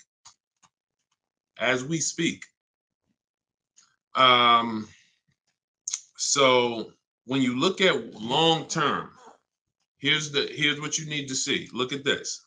And I'm going to show you to end this question from TikTok, and why this is what I call the most important question. It's the first question: how many years am I keeping the car? Because look at this. I'm going to use an example of this lease deal that Zafrina just got. So now Frina she shops for a 2024 Jeep Grand Cherokee. It's a $65,000 truck. She got an incredible steal on this vehicle. Her payment is $579 a month on a $65,000 truck. No money down. So she did this. She got bids. You're not negotiating for these deals. So I'm just telling you, if you guys want to get these deals, you need to use what I'm teaching you. If you want to get it step by step, it's in my book, in my TikTok bio for 75% off. You won't even leave the broadcast on TikTok. You can get your book for $24 and you'll have everything I teach step by step. And same thing on Instagram, in my Instagram bio. You can get it for 75% off for 30 minutes. So I want to show you guys this. And you know what? That lease deal is too great. I don't even want to use that. Let me use something that our average people are getting no problem. Because Zafrina's lease deal was just ridiculous. $579, $65,000 Jeep Grand Cherokee. From home, by the way. 60 minutes. Maybe she put in 90 minutes. It was her first time using this stuff. 90 minutes. So Danielle got $550 a month. First payment was all she gave them. So there was no money down. She got an Audi A3, $44,000 new vehicle. She's paying $550 a month. Now, I'm going to ask you guys a question. Danielle gets this sitting at home. And look, she said, due to circumstances, because some people like Deshone, she might have had time, a lot of time to do this. You know, I need a car in like 30 days. But she said, due to circumstances out of my control, she posted this in our Facebook group. I had to lease something quickly. Yep. I took the course last week. And now, by the way, my book is my course. So don't think you have to get my Maps Academy to get this. My course is 7 steps in video form with coaching from me. My book is 7 steps in book form, and they're the exact same steps with the exact same scripts. So it's just how you, some people like Deshone, I win with the book, like Tiffany, other people who review, and some people do this. So it's all the same. It's just different learning. So the point is, I want to show y'all something. We're making a point here. So she got $550 a month, $44,000 car. How much is every $5,000 on a car loan, everybody? If you're looking, some of you have seen this in a video before. Every $5,000 that when you look at a car, you see it's $5,000, $10,000, $15,000, $20,000. How much is every $5,000 on a car loan monthly payment? Let's see if anybody's seen this. I'll give you guys another. Thank you, Nico Smooth. $100, perfect. Carlos Thomas, $100. Yes. So that is BG Meats. Yes, $100. Perfect. Perfect. Blooming Chosen One. Perfect. See, so this is why this is important for those of you who are going to purchase, not those of you who are going to lease. You need to know when you look at a car, if you see it and it says $20,000, you need to know that that is about $400 a month. $25,000 is about $500 a month, depending on the interest rate. Great interest rate, you could drop it a little lower. But average interest rate, that's what you need to be looking at. And you need to be, that assumes a 5-year loan. Because some people say, well, Deshone, if I take a 6-year loan, no, it'll be lower. But 6-year loans should be the max. See, there's different ways to budget. If I budget $500 a month and I say, well, how much car does that get me on a loan? 25 grand. Now that's for 5 years. So if I go find a car for 25 for $500 a month for 5 years, I did better than if I got a car for $500 a month for 6 years. So there's different ways to raise your budget. I have something in my book called The Perfect Budget. I created a calculator. It walks you through what I just said. See, what I just said is very important. Knowing how much you can spend if you get a 5-year loan, and then saying, all right, if necessary, I'll go with a 6-year loan and bump myself up, but I'm still below my max budget. But I'm not going $500 a month for 6 years. Can y'all tap the screen and run the likes up on TikTok? Keep running them up if y'all getting value out of what we're doing. So we're still making a very good point here, okay? I'm spending really most of this stream going deep on the first question. And I've never done this before, so we'll see if it works. If somebody said I have a new truck, new advice, any advice? So I went right into the most important question, which is leasing versus buying. How many years am I going to keep the car? And I'm now showing you why you cannot get a great deal on a car if you buy when you should have leased. So let's wrap this up. So we can see here, Danielle got $550 a month on an Audi, no money down. Now let's take the same vehicle and let's pretend she purchased it. She didn't know about leasing versus buying. She just listened to a bunch of people, bad advice, who say never lease a car. So she goes in, she's looking for the same Audi Q3, A3. It's her dream car. So, I've been wanting this for a while.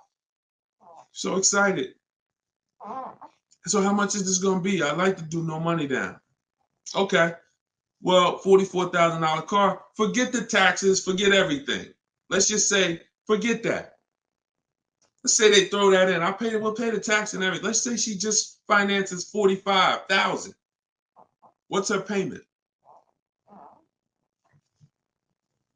$900. Some of you who are in the math, you would like Deshone, yeah, $900. So she drives out of there. She drives out of there paying $900 for the same car Danielle's paying $550 a month for. Now watch this. Let's just say, now I'm going to show you because I know what you're thinking. Deshone, please send my free book. Okay, I got you. DM me though. I want to stay on topic here. All right, so let's just say some of you are like, well, Deshone, I got a great deal on my last car. I wouldn't pay the same price that Danielle could pay for. Let's say, what's an unbelievable deal on this $44,000 brand new Audi? How much discount? I'm gonna let y'all decide. I'm gonna show you why there is no way for you to get a great deal when you purchase when you should have leased. We're gonna kill this. Some of you are gonna be set free right now. So let's just say, what's a great price? $44,000 brand new Audi Q4 A3.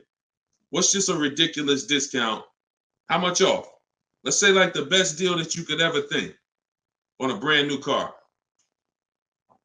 Look, all right, it's taking y'all a while to type. We're looking. What's up? Heck, none of y'all ever saved money on a car before? Some people, oh, Deshone, I didn't think we could get discounts on cars. All right, I like that. Nico Smooth, I like that. Let's say the person got $10,000 off. Okay?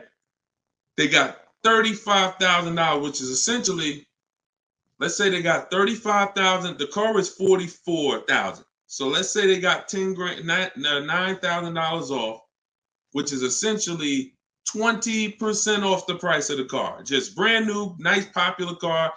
They catch the dealer sleeping, getting bids from home. $10,000, $9,000 off, $35,000. That's what they're getting the car for. Put your taxes on there, because now we're already being super unrealistic. We're not gonna be ridiculously. Let's just say taxes are on there. You know what? Let's just say no. How about this? Not only did she get 20% off, they paid the taxes too. So she really got like $13,000 off. We'll pay the taxes too. Just finance $35,000 even. What's her payment? The most ridiculous new car deal we could ever imagine you've ever seen, we just went over. To show you, no matter how good this is, she still is about to lose because she's purchasing and she should be leasing. Watch this. And I'm going to tell you, when the person who purchases wins, $700. Thank you, paper chasers. Lisa, $650. Those are the estimates. Where do we win at? Imagine if I just gave y'all a ridiculously unreal situation that will never ever happen, but just to illustrate, if that ever happened, 20% off the car, pay the taxes, her payment's still higher than Danielle leasing. So when does the person who buys win? When they keep the car long enough to outlive the depreciation. Very simple. 8 years. 8 years. It's no comparison. So like you're sitting there and you're like, Deshone, I bought my last car and I've been buying cars all my life. I was just taught you buy your cars, you don't lease them, but I never keep them more than 8 years. If that's you, I want you to type a sad face.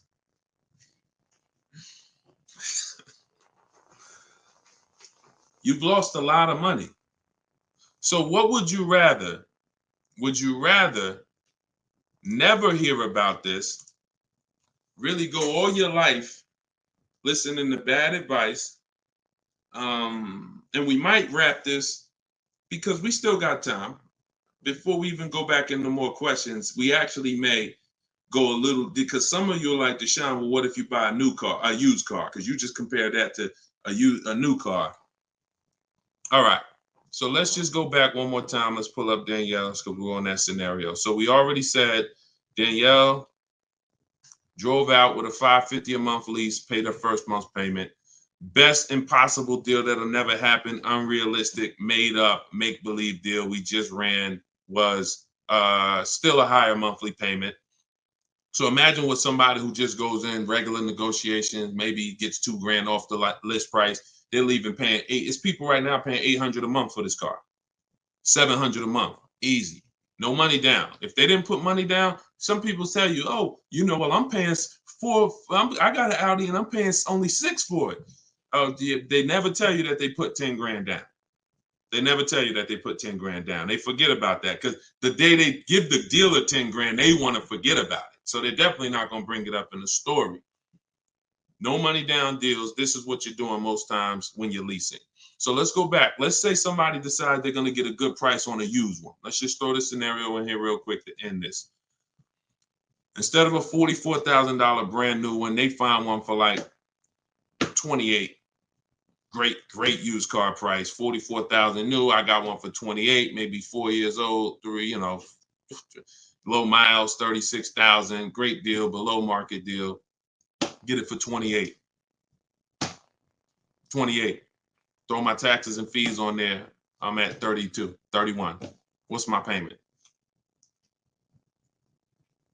31, 600. Look what I'm buying too, because some of you that's what you think about with a used car. But I like the monthly payments. But Danielle's driving a brand new 44,000, never been titled. She's the first person to sit in this new car smell, like real new car smell. Latest and greatest options and features, full warranty. If anything breaks on the car, she's covered for 4 years. She won't lease it. She won't have the lease for more than 3 years. She's paying $550 a month. A person who's buying this same car is paying $800 a month, $900 a month, and a person who's getting a used version of this, 4 years old, 1 year left on the warranty, 3 years old, 1 year left on the warranty, and they're paying $600 a month. Everyone's paying more than her. And these are lease deals that we get all day long. Everyone's paying more than her. We can put every scenario. Only person that's not paying more than her is somebody who just drives like a 10-year-old Audi, 12-year-old Audi. They go pay cash for it, buy it from Facebook Marketplace or something like that, or people who go to the auctions and get, like a 12-year-old one. Those are the only people who could, flip cars and not lose. Everybody who's buying new cars, newer cars, is paying more than her. It's people paying $500 a month because they bought their Toyota Camry. They're paying $600. So you're paying $600. She's driving an Audi, $44,000 vehicle, no money down. You're paying $600. You're driving a Toyota Camry that you're not going to keep for more than another 2 years. Any car, replace it. Chevrolet, you could pay, Camry, Honda. You're not keeping these cars more than 8 years, and you're paying these ridiculous car payments, and you're the ones that, unfortunately, because you believe bad advice, you are not winning. You're losing. But would you rather me not tell you? God willing, you're like, man, I'm glad I'm young. I'm going to still buy more cars. Most of you are still going to buy more cars. It's good for you to find this out now rather than you never found out and you just passed it down to your family and your kids. And now They heard they don't lease. Now you got your 25-year-old. He never heard about leasing. He goes and he gets himself a $30,000 car because he got a good job. He said, all right, I could afford a $600 a month payment. He gets a $30,000 car. His payment is $600 if he put no money down, or maybe he put 10 grand down, whatever. Point is, he's paying between $400 and $600 a month for this car when he could be leasing a brand new version of that car for $350 a month. $350 a month, $600 a month. These payments are nowhere close. It's nowhere close. Depreciation is the unseen expense. So this is all step one. See what I'm saying? So when you're reading my book, you're going through leasing version. I got a video on this, by the way. This is in my digital book. I'll link to certain videos to help you guys really understand certain concepts. But this is what we do. This is step one. Leasing versus buying is step one, because I know who was taught, be honest, never lease a car. Type me if you were taught never lease a car. You don't need a down payment, Lisa, and you don't need excellent credit. You need good credit. No down payments. I can show you right now, Lisa, on the screen. You can't see it because we rebroadcast these shows on TikTok, but you'll see it on Facebook, YouTube, or Instagram because they can see the slides that I'm sharing. Like every deal that I'm gonna show, like Kimberly. Look, she got a $91,000 Maserati, $944 a month, 39-month lease. $944 a month, $91,000 Maserati. She got bids. Use what I'm teaching you in my book. She got bids. 7 competitive quotes ranging from 1% to 1.8%. That's a crazy, but she saved 20 grand on a brand new Maserati. No money down lease. Bonita, this was in the middle of the pandemic. When people were, the Kia Telluride was one of, if not the most popular SUV all through the pandemic. People were paying $800 a month, $900 a month, $1,000 a month for these Kia Tellurides. She leased one in December 2022, and she got it for $600 a month, and she gave them $600. That's all she gave them. So, ask questions. It's better to ask questions about things that you may not understand versus making statements. Because when you make statements, sometimes it can mean you're not in a full posture of learning. But I do get that you're dropping. Many of you are this is a game changer for you. This is a game changer. This is a money changer for you. I mean, my goodness, my brother who I met recently over the last year, he's a neighbor of mine, and he's become a close friend. And he had a Kia Telluride, black one, just like her. Totaled it. His wife was in an accident maybe about a month ago and totaled it. And he called me and he said he had saw the 8-year rule, and he said, I'm not keeping these cars 8 years. I'm going to lease this one. He leased a Kia Telluride, and his best offer on the same vehicle he owned was under $500 a month, no money down. It was like $479, $489. He was just paying. Remember, this was a $45,000 Kia Telluride he had. His payment on that car was probably $800-900 a month. So that's his wife totaling that car ended up being a blessing. Got him out of that car. He got the lease. He got the same car, brand new one, and he's paying $300 a month less because he has correct deal structure now. This is so important. That's why I call this the most important question in my book. And this is step one in my process, is you ask yourself the most important question. So I'm gonna put the banner back up for you guys on Facebook and YouTube. You can actually go to deshonsbook.com. Dolan pinned a comment in the Instagram section, in the Instagram comments. Also in the Facebook and YouTube comments, we've pinned Deshon's book. You can get your copy for 75% off. It's a digital book, so it goes to your email. Make sure you check your spam and your junk folder, but it goes there. You can get it in 3-4 minutes, and you won't pay the normal $97 if you get there before the 30-minute timer goes down. Once the time expires, the price is $97, which is the normal price, and it's worth more than that. It's worth thousands. I wouldn't price it at $97 if it wasn't worth thousands and thousands of dollars.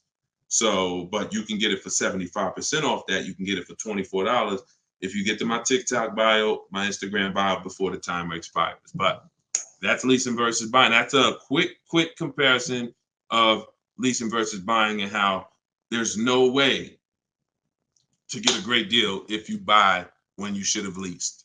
No way. So some of you are going to be like, oh, well, I want to transition because I want to get out of my car that I'm financing and move to a lease. You should do that as soon as it makes financial sense. And that means sometimes you have too much negative equity. You can't move right now. So you may have to wait a year or 2 years before you can actually move over. I like that question M asked on YouTube just now. Do you value owning cars without payments? Can you throw that one up, M? Can you throw that one up, Dolan? Who was taught always pay cash for cars? Who was taught, type a $sign if you've heard or you were taught that you should always pay cash for cars. Now, I'm going to tell you, in a market like now, it's great to, all right, I see RJ Velez. Now, there's value in paying cash, and I'm going to tell you where it is, and you got to just, there's no one size fits all. See, the problem, what's been hurting you guys is because you've listened to one size fits all car buying advice. So usually whoever is giving you the advice, they're telling you to buy cars the way they buy cars. Tap the screen on TikTok if this is making sense to y'all. If y'all are following this, keep tapping the screen, running the lights up. Let me know that you're following what we're talking about. So here's what's important. If you're listening to someone who tells you pay cash for cars, buy used cars, that's because they do that. Now, if it makes sense for them, then that's great. But we need to look at paying cash. When does it make financial sense? When does it not? It's based on a couple things. First of all, what are you doing with your money? Because some people say, I don't like car payments. Type me if you don't like car payments. Who said, type that, Deshone, I want to pay cash because I don't like car payments. Can we type that? Can we dialogue on this? Car payments. Anybody? Okay. May not be that many of you right now. There are people who say this, but you don't realize that car payments, when you pay cash, all you're doing is saving up a lot of car payments. So that's all it is, unless you just win the lottery. If you get a lump sum inheritance, that's different. But if you have saved up $15,000, $20,000, $18,000, and you want to pay cash $25,000, then all you did was save up a lot of car payments, okay? Or save what could have been car payments. You can put them in a savings account and just have the car payment come out. So you can literally say, all right, I'm going to put this cash, $25,000 in a savings account, and that's where my car payment is going to come out of, so I don't spend that. If it makes more sense for me to pay cash, then I'll take the cash. And when it usually makes sense is when the rates are very high. If you can't get a rate that makes really, really, good financial sense, and I mean like we get bids for our rates. We make banks bid, we make credit unions bid, we get multiple offers in what I call the bank bidding war. You get this when you get my book too. This is actually a section I wrote. It's like, maybe it's 3 steps to it of how to get the bank bidding war. But once you get those bids, if you can't get a good rate, then it really doesn't make sense for you to pay cash. I mean, it doesn't make sense for you to borrow the money when you can pay cash for it. But there's an exception to this. What people are doing with their money is relative. So let's just say somebody is investing their money and they can get 10% on their money or 12%. Some of you are in real estate. Some of you are in good investments and businesses, investing into small, things that you can get 15, 20% returns on your money. It doesn't make financial sense. If you could get that type of return on your money, why would you want to put it into a car that's going to get you not just a low return? What's the return on a car, y'all? When you pay cash, you pay $25,000 into a car. What is the return on that? on the cash. What's the cash on cash return?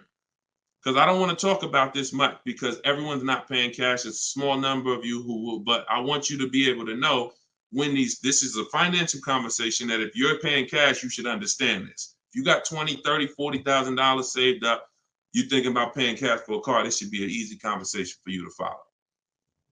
Okay. All right. Actually, everybody said the return is 0. I haven't seen anyone who's correct yet because it's not. The return would be 0 if you put the 25 in and then 5 years later you came back and got your 25 out. That's a 0 return.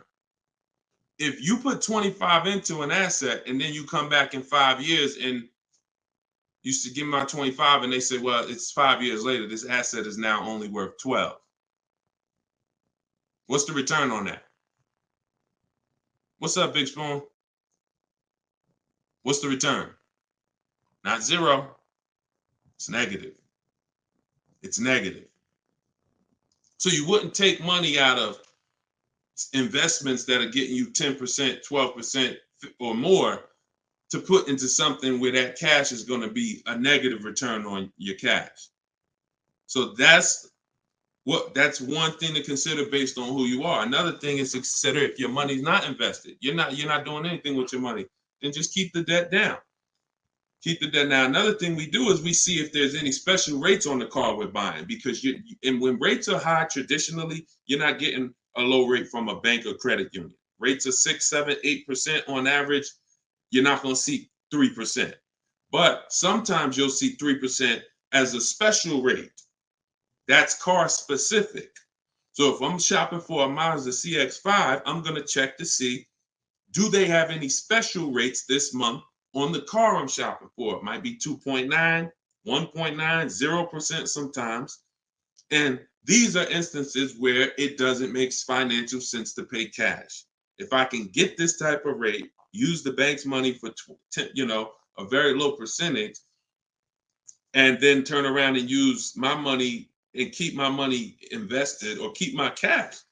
Maybe you just want to have your cash. Once it's in the car, you can't get it.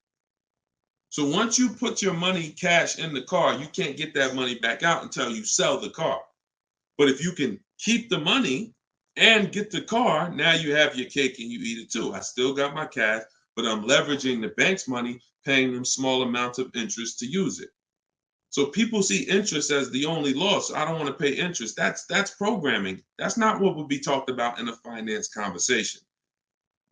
And if you want to get religious, because some of you say, "Oh, I don't want to pay interest because of religious reason," then it's a partnership. It's not a debt. It's a partnership. Anyway, let's not get all into that. Just paying cash is right sometimes for some situations. Paying cash is not right sometimes for other situations. The key is, which situation are you in? That's the key. Knowing how to ask yourself the right questions. Which situation am I in? I'm getting good returns. Stock market been returning me X% late. Hey, this many years, this has been my return. I think I'm going to keep my money invested and I'm going to use the bank's money. That's right for that person. All right. So that's a great question. I don't know how we went deep on that, but we're going deep in this stream. I normally do rapid fire Q&A. We're going deep on some subjects. And again, this is all in my book. Everything that I'm teaching is in my book. Every part of my strategy, it's a 7-step process. First step is most important question. Second step is deal structure. The equity assessment. For those of you who are replacing a car or a lease, assessing the equity in the asset to see how much money we can pull out, if any, to either put in our bank account or use in our next transaction. Third step is deal structure. Fourth step is shopping, not buying. It's actually called shopping, not buying, where we enjoy shopping, we enjoy test driving, we enjoy the process. We're about to spend $30,000, $40,000, $50,000, $100,000. We actually enjoy shopping for the item. There's no pressure because we're never talking numbers in the dealership, ever. That's our rule. Step 5 is multiple offers. So once we've selected what we're going to be getting, it's time to get multiple offers on it. If we're getting a used version, it's time to see multiple options of it. And if in step 5 in my process, used car shopping is online marketplaces. You're using online marketplaces, cars.com, carfax.com, autotrader.com, cargurus.com, Carfax, CarMax, Driveway, and Carvana. 8 marketplaces, eBay Motors. See, some of you are missing great deals because you're only looking at 2 of the marketplaces. That's like you're not going to see below market deals until you can see the whole market. So when we're shopping for used cars, that's what we do. When we're shopping for new cars, we use my 25 to 5, where your goal is to get 5 offers. If you are shopping for a new car or a lease, your goal must be to get 5 offers, because until you get at least 5, you are not going to get a below market deal. Because we have thousands of people who have come before you who have used this, and they report to me, they report their deals to me. So when I can tell you the deals we see, we have to get at least 5 offers, because 4 are overpriced. Some people get 6, 7 offers. You saw Charles earlier on his Palisade. I think he said he got 10 offers. But once you learn how to get them from home, either you could do it your way, you want to call and get them, you want to call, ask for managers to get them. I don't care what you do. If you're using my process, we don't do any talking. So when you're using my book, we're not talking. Because when you talk, who knows, when you talk, you can say the wrong thing. When you type, and then you're typing what I wrote for you. Because in my book, you're using what I wrote for you to talk to the dealers by email. So I can't even say talk to the dealers, to communicate by email, because we know everything they're going to say. So then the step 6 is paperwork and protection. Once you get your lowest offer, you find the best option. It's time for the paperwork. And then step 7 is delivery. That's it. So everything that I teach is out of one of those 7 steps. And, part of why you have not gotten the deals that you see me sharing is because you don't have any process. You're just winging it. You're just hoping things go well for you. And that's just not a place of empowerment. That's just not a place of empowerment. Strategy is here. So, so we went deep on some of what's in that book and what you'll learn if you get it in the comment section, or you can get it in my TikTok or Instagram bio. If you're watching us on TV, you can also scan that QR code with your phone. And as long as you get there before, but now you're seeing why the book's worth $97. I see why you priced it at $97, Deshone. You know what I'm saying? That makes sense. You breaking this down and telling us what's in the book, and it's a digital book with links to videos and scripts and things you copy and paste. Oh, I see why this is a $97 book that you can get for 75% off. $24 before the timer runs out. Go ahead, Dolan. Yeah, this has been good so far, though. I do like this. Are you enjoying this dynamic? If you are, type something. The word something. Let me know you're enjoying this. All right, this is from TikTok. I'm told lease deals are new each month. Yep, they usually are. Why shop if brand has same financing deal? There's no same financing deal. So lease deals change every month. I'm going to make sure I'm trying to understand your question right. I'm told lease deals are new each month. Lease deals usually change every month. Sometimes they'll run the same one for 2 months, but usually something changes about the lease deal either every month or every 2 months. Why shop if the brand has the same financing deal? Well, we're shopping for offers. So shopping is to get offers. The financing versus leasing is the first question you should be asking yourself, though. Because as we spent a long period of time talking about earlier in the stream, one offer is not, you can't get a great deal if you buy when you should have leased. So if you didn't see that, definitely watch the replay on YouTube or Facebook. But the financing and lease deals are extremely different, and they're going to be entirely different prices. And we can't even we don't even. Another thing you're doing, if you're buying a car, looking at the special finance deals is important, because that's how we see if they have 0% or 2% or 3%. But looking at the lease deals is absolutely pointless. Looking at the lease offer is, I don't even call it a deal. It shouldn't be called a deal. Anything that 100 people can come in and get is not a deal. You're not going to offer a deal to 100 people and say, hey, come on in and we make almost no money. See what Charles paid? Look, on his Palisade, $48,000 Palisade, he's paying $597 a month. Sean getting he got his F-150 Lightning XLT, $73,000 truck. His lowest bid, he saved, he got it for $4,999, what's this? $21,000 off is what he got. We're showing it on the screen right now in case you think we're capping. We don't need to.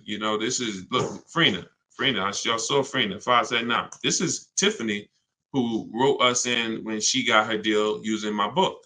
She said, I believe we got a good deal from what we learned from the book. Look, it was a $44,000 MSRP that she got $6,530 off the price. That was her lowest bid. So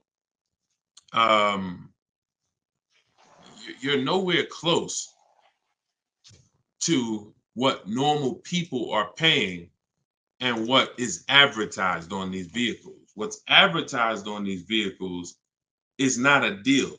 A below market deal is something where the managers don't really want to make it. But you know what? It could happen for a number of reasons. Somebody wants to beat their competition. Sean said he had to go 100. We shop out of state. You'll get very used when I walk you through shopping from home, and you'll see. I mean, if you're gonna do it your way and you get used to it, you'll see you're in more control. You're in control. So, but a lot of times your best offer is going to come from a dealer that's not close to you, because the dealers that are close to you feel like, why do we need to give them a deal? They're going to come in anyway. Because that's what most people do. You're going to walk in the dealer anyway, and you're going to talk numbers and try to negotiate. That's what most people are going to do. Why do we need to give these people deals? But this person who is now talking to multiple dealers from home, they hold the cards. We hold the cards. And then one person wants to beat everybody, and they do that.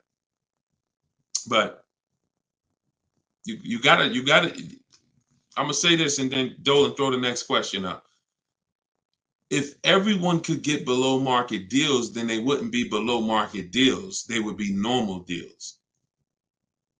It would be the average price. Y'all, is that clear?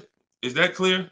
If everyone could get below market deals, if it didn't take strategy to get below market deals, then they would just be regular deals. All right, this is Rhino from YouTube. What is a good range of credit score to go for a lease? Great question. Anytime you guys hear a question you like, just start tapping the screen, please.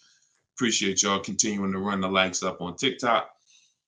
What is a good range of credit score for a lease? So what I teach is the parameters. It's more about profile versus just score.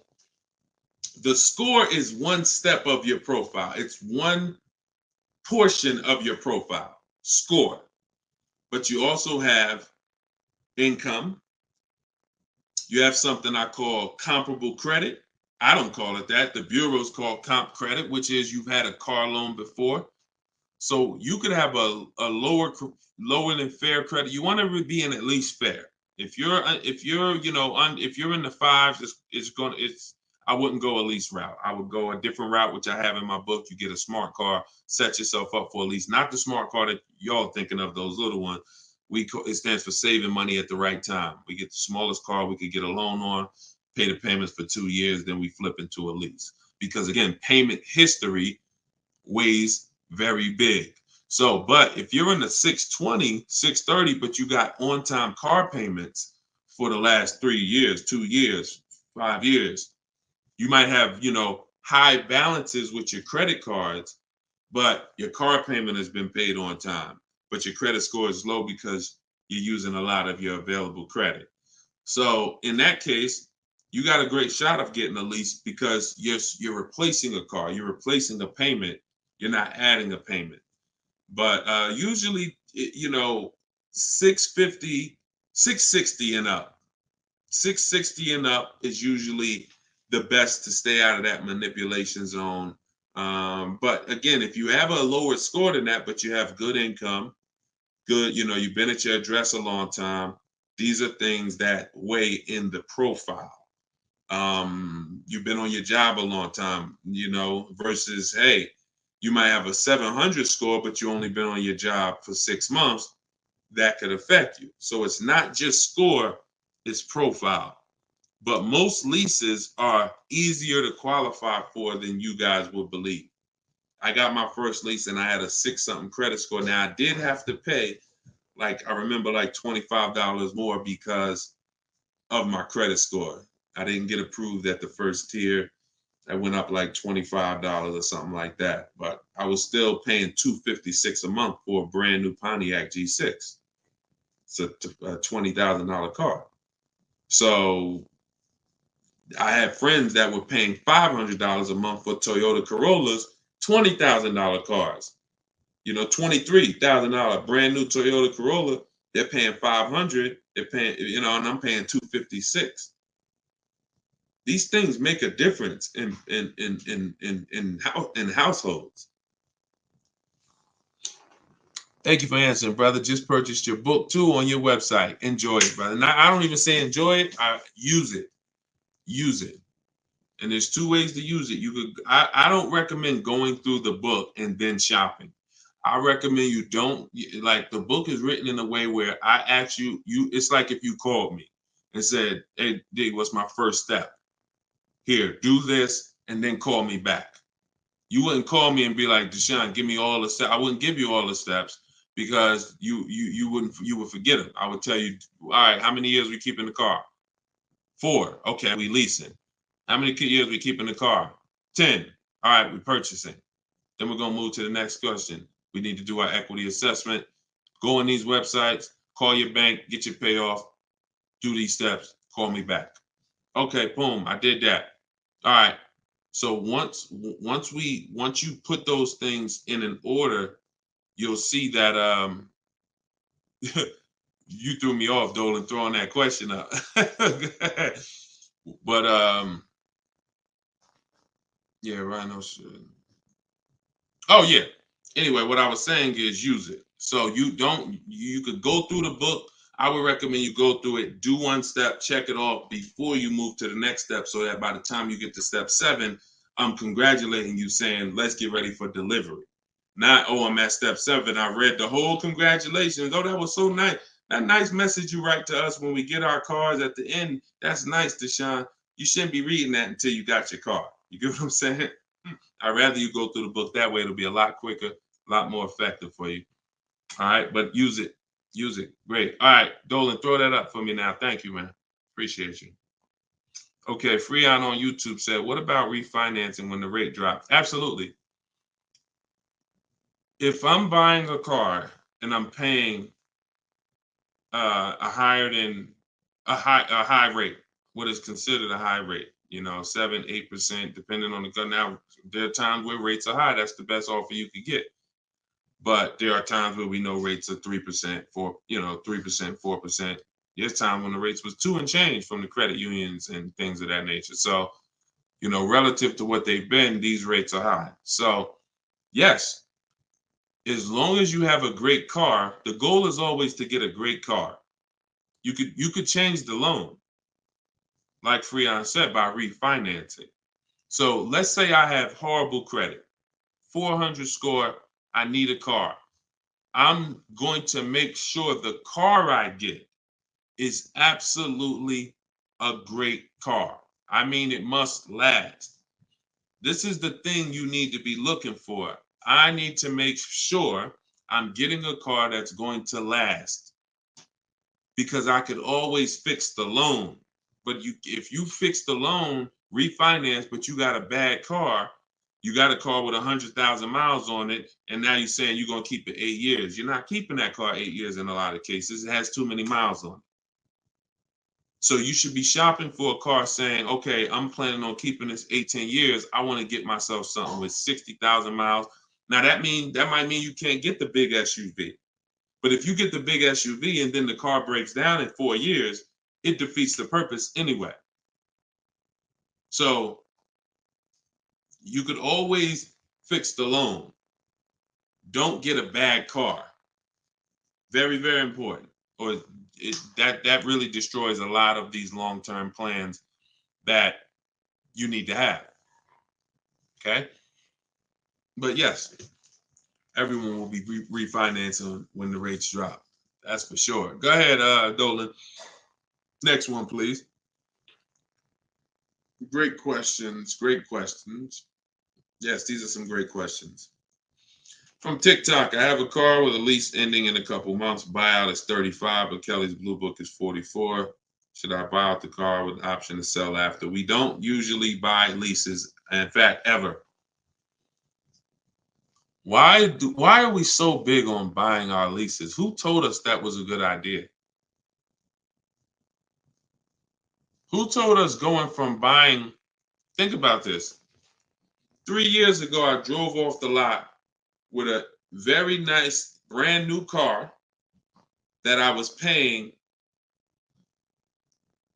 hopefully, a decent payment on. Why am I going to stop doing that to now buy a used car? What's the benefit to us buying these leases out? Maybe I don't see it, because what I explain is it's a horrible idea. It's a horrible idea. One exception, if you're keeping the lease 8 more years after you buy it, then it's fine, because it's just like you bought a used car. So you really kept the car how many years if you leased it for 3 years and you're keeping it another 8? See what I'm saying? 11 years. So you're going to win. It's still a bad idea, but you'll win somewhat if you keep the whole car 11 years, because I'm going to tell you why. Once you get the used car, you reset everything. You got that's a whole separate transaction. If you lease a car, your payment on that lease is going to be, let's just say your payment on the lease is $450 a month. What you're going to find in most cases, if you buy the lease out, to get a $450 a month payment, you got to take a 6-year loan. To get a $450 a month payment, you got to take a 6-year loan. So you already leased the car for 3 years, and now you're purchasing the balance for another 6. You leased the car for 3, you're purchasing it for another 6. That's 9 years. So why did I just say the only way to win when you buy your lease is to keep it at least 11 years? Because how many years of payments are most people going to have? 9. 9. 9. Can we let that sink in? A person who buys their lease, like most people are going to buy them with 6-year loans, you're paying for 9 years on the same car. 9. Even if you get a 5-year loan, 8 years on the same car. So it'd be a shame to go pay 8 years on the same car and then turn around and do that all over again. So you want to keep it long enough to at least, hey, I had 2 years of no payments though. I had that car 11 years. I only had 2 years of no payments on it. That's a pretty bad way to live. You're paying on 9 years old, 8 years old, you're still paying on the same car. 7 years old, still paying on the same car. This is why buying your lease is a horrible idea in most cases. From the start, you should either be leasing or you should be buying a used car. It's one or the other. and you're buying a used car that if you plan to keep it 8 or more years, you're leasing if you're not planning to keep the car 8 years. That's it. Not many cases where these make sense.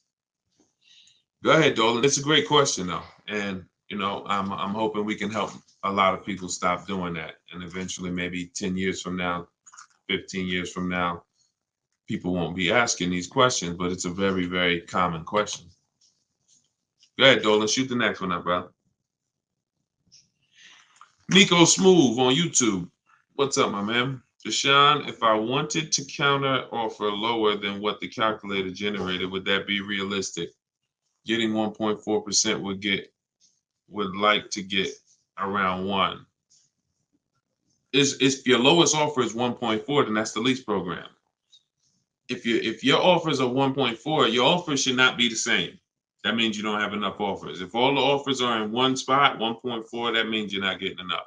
Once you get 5, 7, you'll see they should be at least $150 to $200 a month difference. That's how it should be. 400 to 600 a month. 600 to 800, 600 to 750. That's how it should be. Now, if you once your lowest offer is 1.4, but you have 1.6, 1.7, higher offers than that, then 1.4 is the best. And that's the lease program. There's nothing you can do about the lease program. All you're doing is finding the dealer that's going to agree to discount the car the largest amount. The lease program is then going to dictate what the payment's going to be. But yeah, you're on the right track. Go to a Plan B vehicle. It's surprising how different every single vehicle has a different lease program. In regards to what and just to really hammer this home, Zafrina, who we showed first at the beginning of the stream, she had a $579 a month lease on a $65,000 truck. She was shopping for a Jeep Grand Cherokee Limited because that's what they had and they were replacing the lease. So she gets a 1.1 and change. It was like under 1.2, like 1.19 or something like that. That was her best offer on a Jeep Grand Cherokee Limited. That's a great lease. That's a great deal. 600. That's a great lease deal. Probably a $450 payment on a $40,000. Great lease deal. But she said this guy is saying that he thinks he might be able to do better on a hybrid Jeep Grand Cherokee Limited. He said he could probably get me below the 1%. I said, okay, you need to get 5 more offers at least. Because what if he's saying he could do better on that version, that means that version has a better lease program, which means you need to get your 5 offers again. She called me 48 hours later. Well, she posted in our group saying that she had gotten that $579 a month, which was a 0.88% lease. So that's not only is every vehicle have a different lease program, every trim level has a different lease program. Almost trim levels can have different lease programs attached to them. In many cases, they do. All right, great question though. You could also wait it out, Nico, if you have a little more time and see what the programs are next month. Go ahead, Dolan. You can shoot the next one up. Can you lease a car if you have a bankruptcy? Sure, but you need to rebuild your credit. You need to get your, if you start in blank, I know people that have had a bankruptcy, got a discharge, and they are at a 700 score in like a year. So I will be following Shonda Martin. I recommend her to everybody.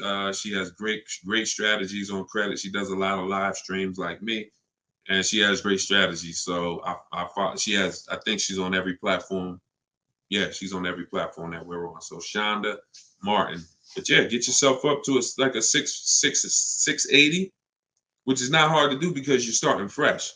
Many times a Chevy or Ford, a Honda, Hyundai, Mazda, Subaru, these leases don't need you to be incredible. If you have a good job, long history on your job, and a 680 score, you're going to get most of these leases. These are not like luxury leases to the point where they're snooty. All right, go ahead, Dolan.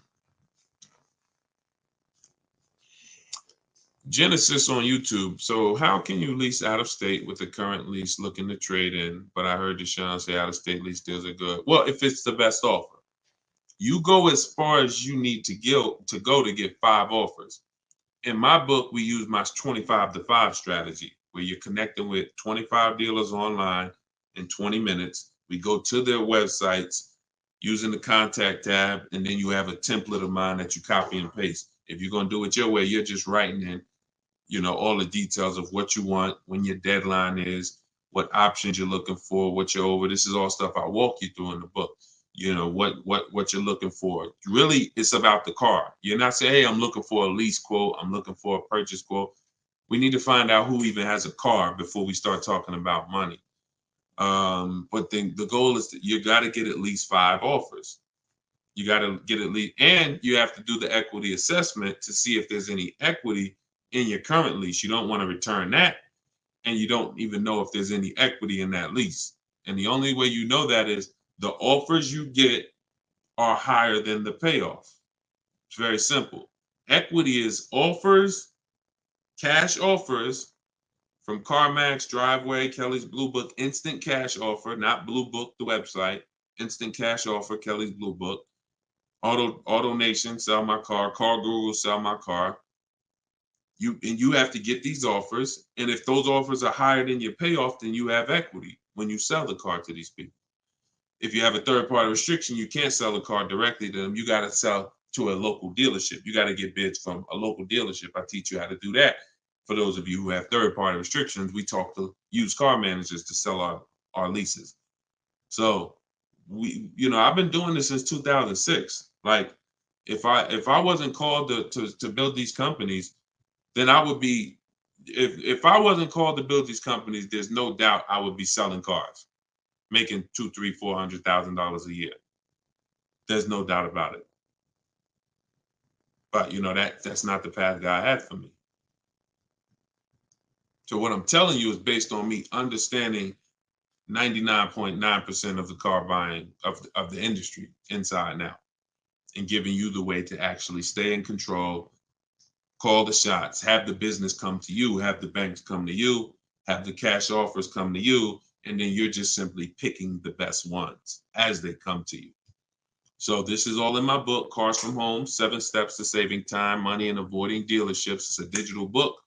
You can get your copy for 75% off in my TikTok bio, in my Instagram bio, or we have a comment pin. Dolan, can you post the comment for everybody again on Facebook and YouTube? Just copy and paste that comment for everybody.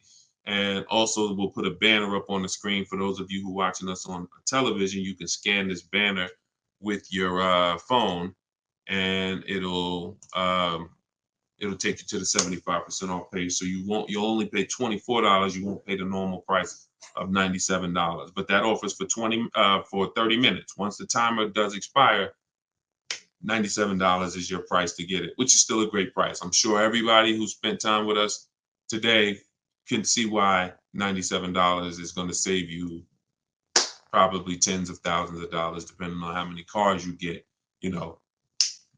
Sean saved 20 grand on his first car. So for those of you who want to attend my free masterclass, Everything You're Doing Wrong, Buying, Selling, and Leasing Cars, you can attend that in my bio. We'll also put another comment for those of you who want to attend that. That's about an hour-long class, and I'm teaching very specific. You'll need a notepad for that. That's not just Q&A, although we do Q&A after. So you guys can go watch that, and so we'll put, and that's also in my Instagram and my TikTok bio. So the information's available, y'all. That's the whole point. There's no excuse. Everything that we talked about today is really financial awareness, financial literacy that you have not learned. You haven't heard of it before, but this has been around. We've been doing this for 3 years. Over 2,000 people have come before you. We have over 6,000 people that have this book now. So this ship has sailed. This car buying from home, you're late to the show now. And you can't afford to go buy another car the old way and think you're getting a good deal. You can't afford to do that. I mean, money is very hard to come by for some people, and you need to, I don't care who you are, you should take it seriously. So this is why we're here. And so you can get it from my free videos, from these Q&As, in my book, in my masterclass. I don't care how you get it. You want to join me in Maps Academy and have me coach you through your car buying. I don't care how you get it. Just make sure you get it. Get in where you fit it. All right. So that was episode 17. All right. We'll see you on episode 18. God bless y'all.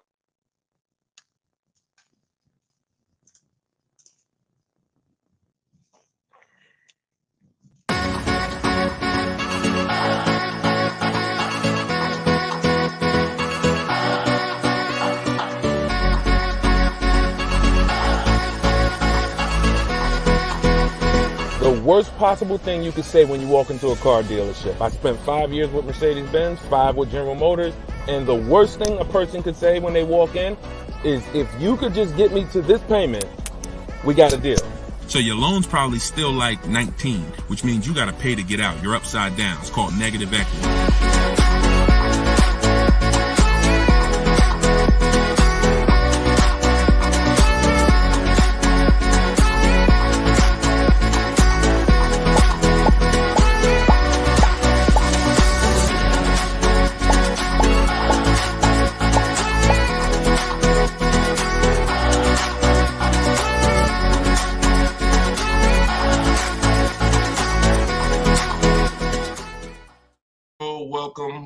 Welcome. This is episode 17 of Car Shopping Questions and Answers. I am your host, Deshone the Auto Advisor, and we do these live shows throughout the day, throughout the week, to make sure that you have access to cutting edge car shopping strategy, which is the science of making dealers and banks bid for your business instead of negotiating the old-fashioned way. So that is what we do here. Frankie boy, good to see you, Frankie boy, on TikTok. Kev, I see you on TikTok. We are live on all 4 platforms: TikTok, Instagram, YouTube, and Facebook. We have Dolan in the background. He's going to be pulling in your questions for the show. So as you're here, you can start typing your questions. Let's get the housekeeping out of the way as well. Could everybody who shares great information hit the share button? Also, I'm the author of the new digital book, Cars from Home. It's called Car Shop. It's a 7-step system that we use to car shop, and we get bids from home. Everybody that you're going to hear me talking about today, I'll be sharing a lot of different people throughout the broadcast that use this system, so that you can see the different results that you will get when you start learning to make dealers bid for your business instead of negotiating the old-fashioned way. So thank you to everyone who has reviewed the book. Again, this is our Thursday, 12 p.m. live. It's May 9th, so you guys can start typing your questions if you are here with us live. And for all of you who do want your copy of my new book, Cars from Home, 7 Steps to Saving Time, Money, and Avoiding Dealers, we have a link in the comment section on Facebook for you guys.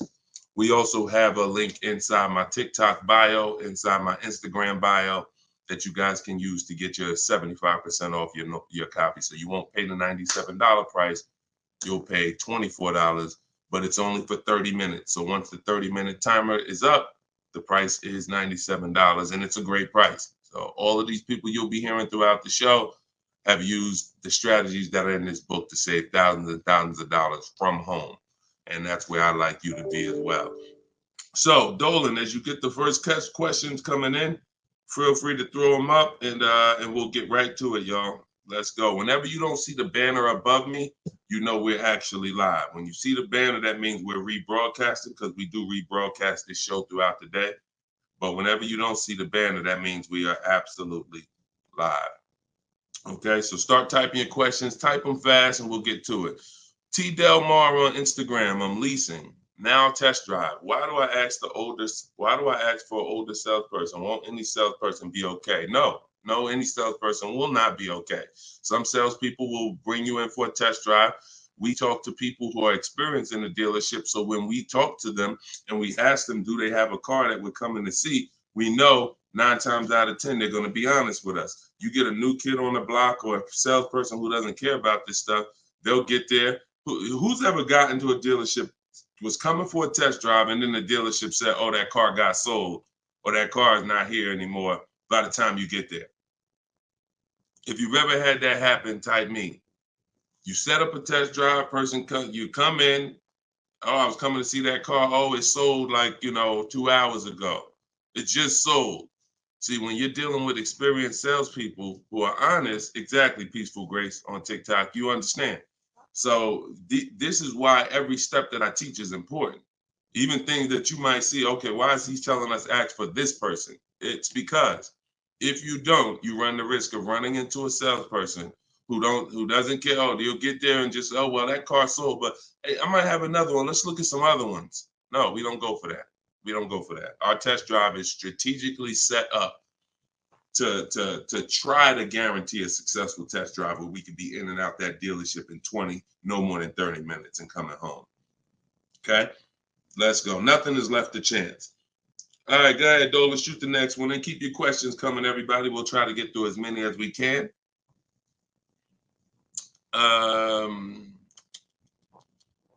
I see you got all right, we got one that just came in on TikTok. We'll give everybody a chance to come on in and start typing your questions. Try to type them all in one question, kind of one long question versus, continuations and continuations. Derek Will on TikTok. How do I get out of a finance contract without it being on my credit as a repo? How do I get out of a finance contract without it being on my credit as a repo? Well, let's talk about how not to do it. If they take the car back because you didn't pay them, that's a repo. So if they take the car back because you didn't pay them, that's a repo. So if you do that, that's a repo. So let's talk about how not to do that. You could sell the car. The only way to get out of a car without it being a repo is to sell the car. So you need to find out what your equity position is in the car. You need to call the bank, ask them how much you owe. That's called a payoff. Get your payoff amount, how much you owe, and then you're going to get offers. You're going to do what we call an equity assessment, where you go into the 6 online car buyers and you get you get these bids. CarMax, Driveway, Carvana, Kelly's Blue Book Instant Cash Offer, AutoNation Cash Offer, and Car Guru's Sell My Car Cash Offer. Those are 6 different cash offers that you're going to get, and whichever one's the highest, that's the one you would take. What's up, Dave DFW? I see you. What's up, Yono? That's how you get out of the car. The only way you're going to get out of a car you want to replace people is to sell your way out of it. Because we don't trade. In most cases, we do not trade because you don't get all the money. When do you get all the money trading anything? You know what I'm saying? Who can tell me an item that when you trade it, you get the most money possible for it? I'll wait. Anybody? What's up, Bobby I Modern? What's up, Bell? See what I'm saying? So we understand. You're not going to get all the money of anything trading it. You sell it. That's the way. And most times you guys are taking $2,000 to $3,000 to $4,000 less for your vehicles, trading them. You're losing. See, again, you can't take the price, the monthly payment seriously, but not take the price of the car you're buying seriously. Not take the shopping for your interest rate seriously. Not take the selling of your old car seriously. Because you may be more focused on saving $1,000 off the price of the car you're buying, but you're not putting that same energy into how you shop for your loan. You're giving the bank $2,000 or $3,000 more because you're paying higher interest. Or you're not doing this bidding process. You're trading in your cars and you're paying $1,000, you're getting $1,000 to probably $4,000 less than what you would get selling these cars to online car buyers. So that's how you get out of a car. Only way you can do it is to sell your way out of it. And if you have negative equity, to pay the difference so that you can get out of the car. But if you just let them come take the car, you can finagle anything you want to try to not have it be a repo. It's a repo. It's a repo. And so the time 3 years ago, everyone could have sold their car and really got out of them because the prices of cars were so high. What's up, Alan Denson? Thank you so much. Appreciate you. Yeah, so that's it. Go ahead, Dolan, shoot the next one in. This is our Thursday live show. My man, Alan Dawson, appreciate. Oh, Alan Denton. Yep, appreciate you, man. Thanks for supporting the broadcast. This one's Optimal Living from TikTok. This is our Thursday, May 9th live show at noon. So whenever you guys don't see the banner above me, that means we're live. You can send your questions in and we'll try to get them into the show. Grand Rising, I want to buy a used approximately $10,000 or less, approximately $10,000, less than 100,000 miles, 1 or 2 owners, like a Honda, Hyundai, Volkswagen, good gas mileage, easy to repair. Any suggestions? Well, you have a lot of filters there. If you were buying under 10 grand, I would be looking at Facebook Marketplace. I would be looking at Facebook Marketplace because our used car strategy is to look at all the marketplaces where cars are. These are, you know, Auto Trader, Cars.com, Car Gurus, Carfax.com, CarMax, Carvana, Driveway, and eBay Motors.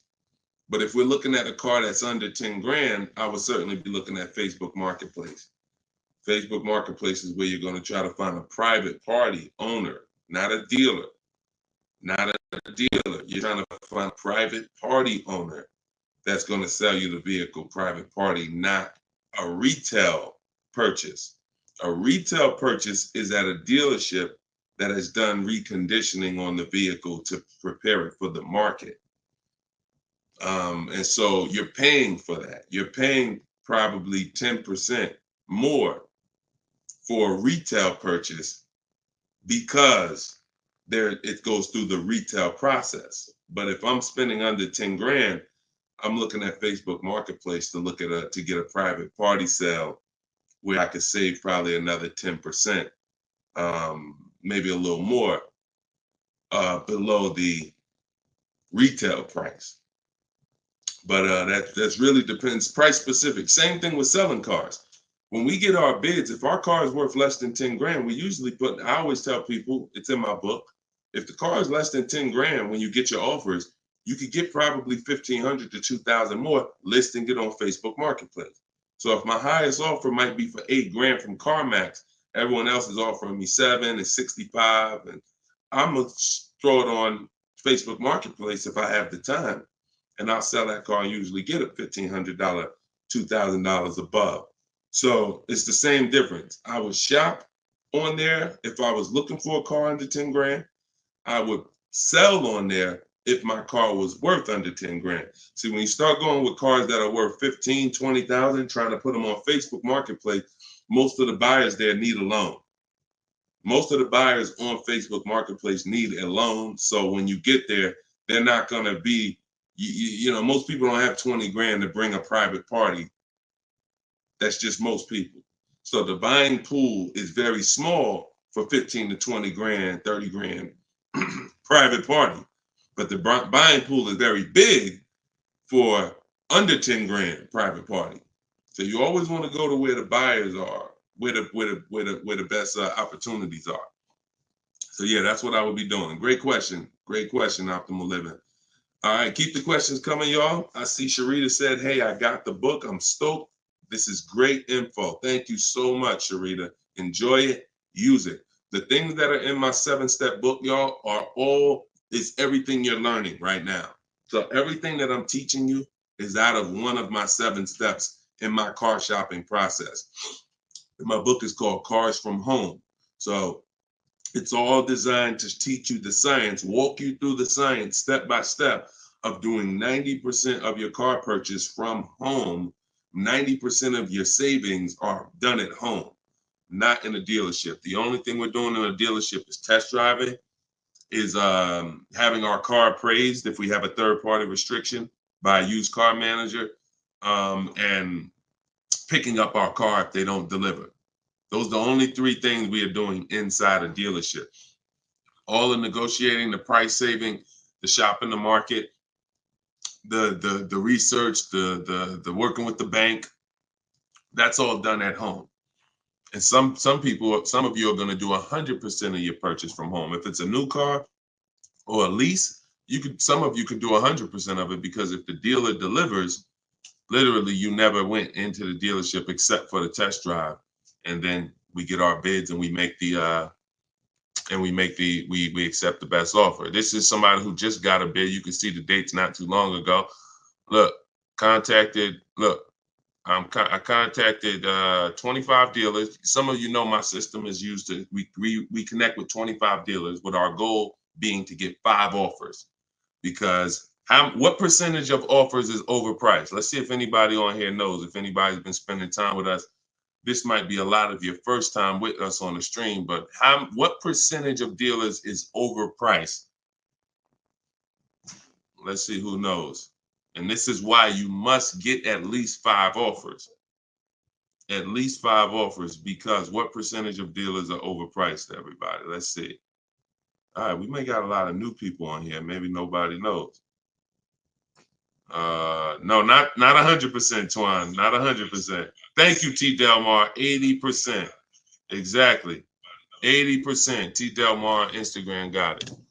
80% of dealers are overpriced. Now, this is not my opinion. I'm telling you guys. I've been working with people all around this country. I opened up my car buying school, Maps Academy, 2021. We have probably over 6,000 people now that have our book. So people report deals to me. I have hundreds of people who over the years report their deals to me. And that's what we see. We see 80% of the quotes we get are higher than the best quote. So when you get your 5 offers, one of them is going to blow the other ones away, but the other ones are going to be significantly higher. And when you look at somebody like this is Teddy. Teddy he said, I received 10 offers. He said, I only use the scripts provided. So in my book are the scripts he's talking about that you copy and paste. This dealer's initial quote came back at 937. Using the counter offer calculator, which you have in my book as well. Using the counter offer calculator, I countered at,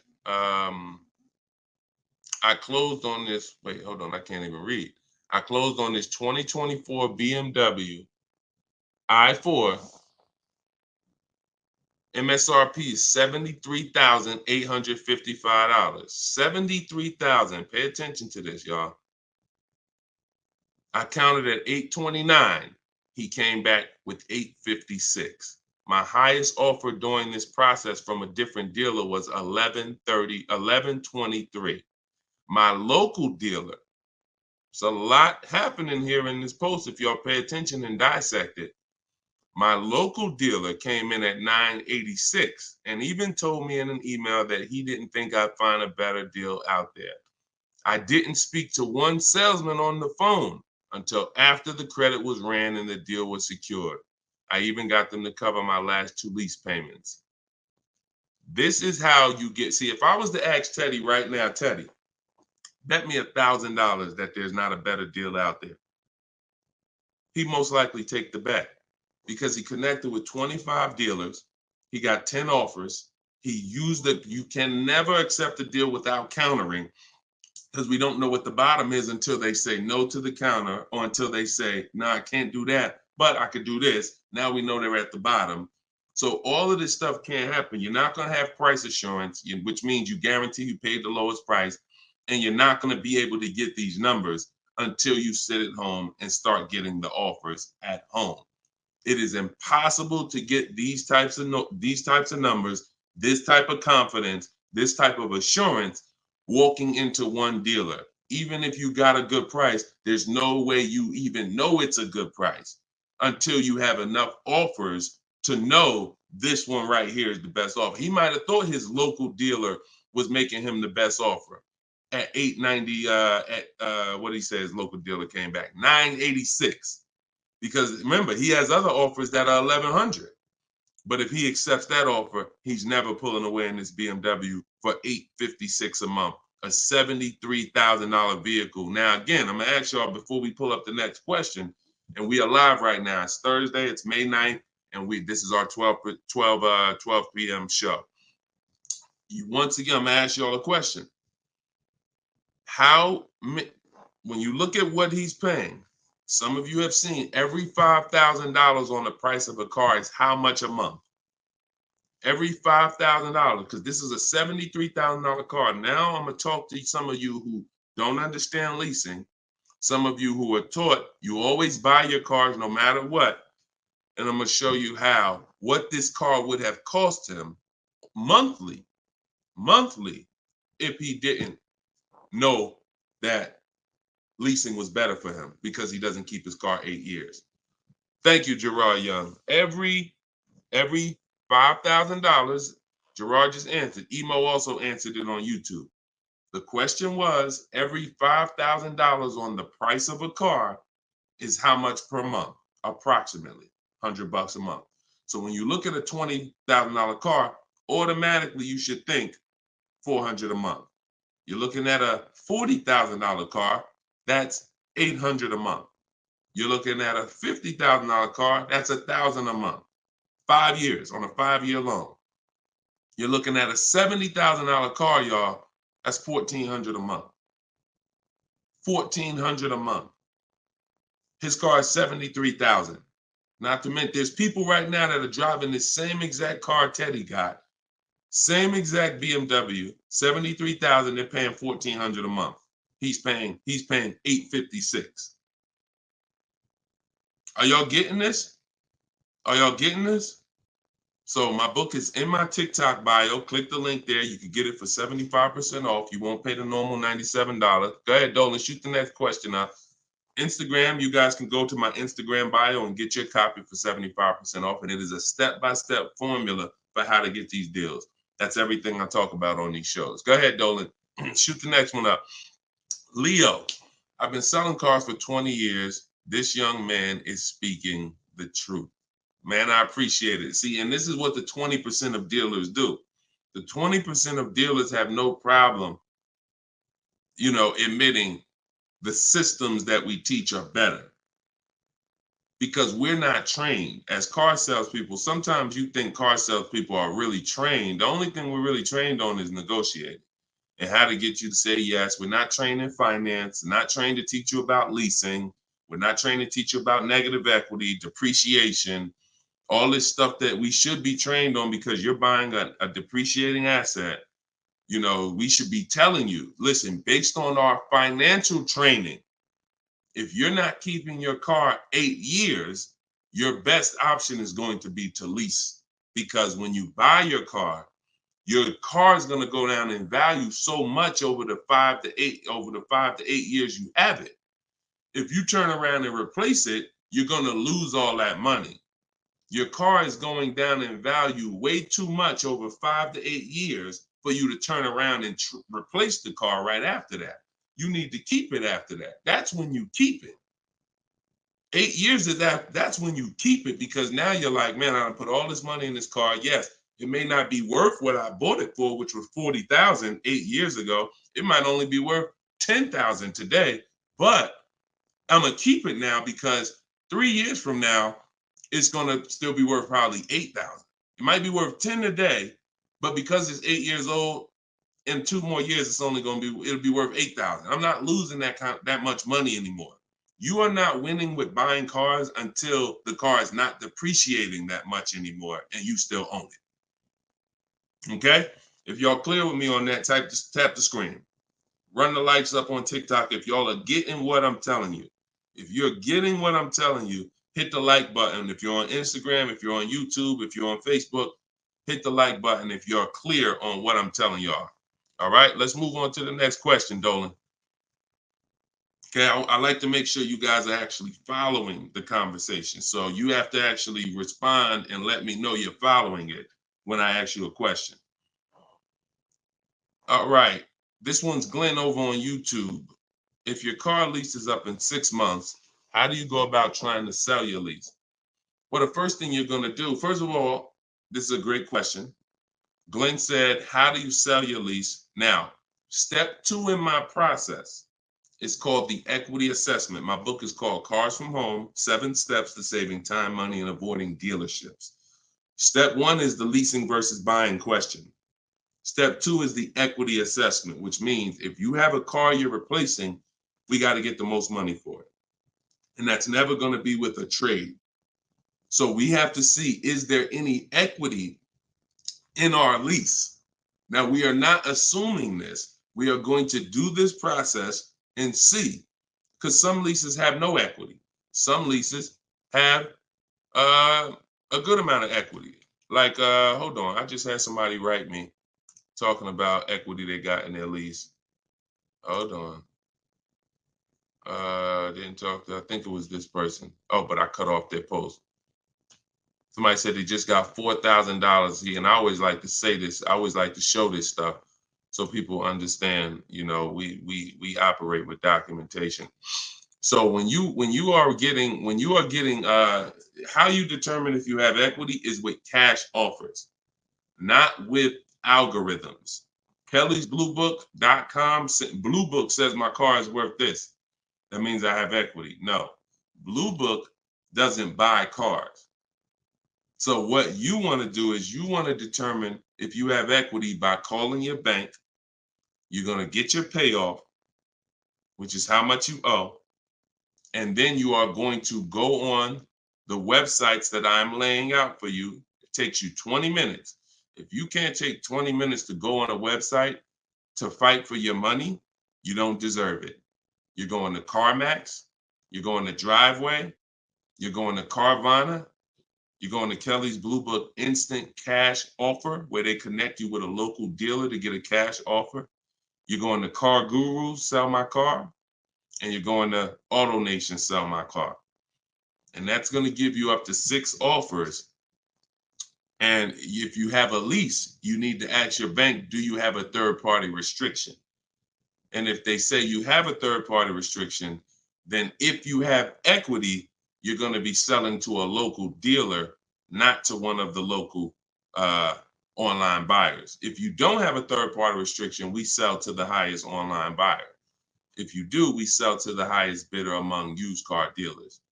So it's just simple. There's different processes. I don't teach one size fits all car buying. So some of you who have a lease with a third-party restriction, you're going to use one strategy. Those of you who don't have a third-party restriction, you're going to use a different strategy. Those of you who don't have any money you owe on your car is paid off. You don't need to call your bank. You just need to go on those websites and get the offers. So, and when you're on there, if you have a lease, there's going to be a part where it says, is your car owned, financed, or leased? You want to put owned. It's very important. Don't put lease because it triggers something in their websites. So that's step 2. I go over this thoroughly in my book. This is called the equity assessment. You can't, listen, you need to get bids. Bids. That is my favorite word, that multiple offers. The reason why you are not saving the money that you could be saving is because you're not getting bids. The reason why you don't have the confidence when you leave a dealership that you got the best price is because you're not getting bids. It's very simple. Start getting bids and you're going to save more money and make more money selling your cars. And you'll see why we don't trade in cars. That's the equity assessment. Okay. Step 2 in my book. Go ahead, Dolan. Shoot the next one up. All right. Yep. Wanda said my last lease had 5,000 in equity on TikTok. Amen. I sold the lease a couple years ago when prices were super high. I made $10,200. My mother did. I made $9,000 on my Jeep Grand Cherokee. That was in 2021, I believe, 2021. Yep. It was ridiculous money. So the 9, 10 grand, 12 grand lease, those are not really there anymore. But we still see people that are making 2 and 3 and 5,000 for sure. Rudy on Facebook, how are you? Good afternoon, Deshone. I'm new to the live stream. Welcome. Who's new to the stream? If this is your first time here, type 1. Type the number 1 if this is your first time here. I'm looking for a 2020 SUV, Mercedes GLB 250, 4MATIC, less than 20,000 miles. Drives over 120. I see you, Yvette. Drives over 120 miles daily. We have been looking in different car websites. Still haven't found one that matches our max of 30K. Any suggestions? We live in New Hampshire. We've been looking in Massachusetts as well. Should we be expanding our searching area? Thank you for your help and keep up the great work. Absolutely. Yes, you should be expanding your search area. If you're looking for a 3-year-old vehicle with less than 20,000 miles, right now, you got to look at the age of the car. When you're searching for a used car, you got to remember a car comes out the year before the year we're in. So if a car is a 2020, it was released in 2019, most likely, which means you're calculating the age based on then. So if you're looking for a car that was released in 2019, and right now we're in 2025, you're looking at a car that's 6 years old. If you're looking at a car that was released in, 2022, and we're in 2024, then it's 2 years old. So you need to look and say, okay, how old is the car I'm looking for? And then we can look at the mileage. Because if you're looking for a car that's 4 years old, but you're looking for it to be driven 20,000 miles or less, that means you're only looking for a car that has a 5,000 a year average. That's going to be very tough. I like to go with it. I like to look at 10,000 a year, and then I like to go to 12. Now, we're talking about how we expand the search of our used cars, because the whole goal is to expand the search slowly. So if you were looking at the 2020, 20,000 miles, now go up to 30,000 miles. I would go up to 40,000 miles, because 40,000 miles still means it's driven lower than average. Just to show, so average miles is 10 to 12,000 miles a year. If you get a vehicle and it's 4 years old, it's driven 10 to 12,000 miles a year. It has really under 40,000 miles on it. It means it's been driven under 10,000 per year. So you're really looking for the mileage. It's the mileage that I think is really going to limit you. Now you could expand your search wide, like you said. There's many ways to expand it. You could go 100 miles out. You could go 200 miles out. You can go 500 miles out. So but you could also expand the search by lowering the mileage threshold and saying, all right, I'm looking for something that has, under 40,000. If it has 36,000, 38,000, 30, I'm good with looking at those. And I think that's going to give you a lot more options, considering how old the car is and how many miles you're looking for it to have. That's way, way, way, way, way below average driven miles. Way, way, way below. And when you have just, you're looking for a car that's only been driven 5,000 miles per year, you're going to have a harder time doing that than looking for a car that's been driven 10. So once we do that, we're still narrowing it down in other ways. Carfax title history, service records, accident history, verifying there's no fake fees. So we have other narrowing down processes.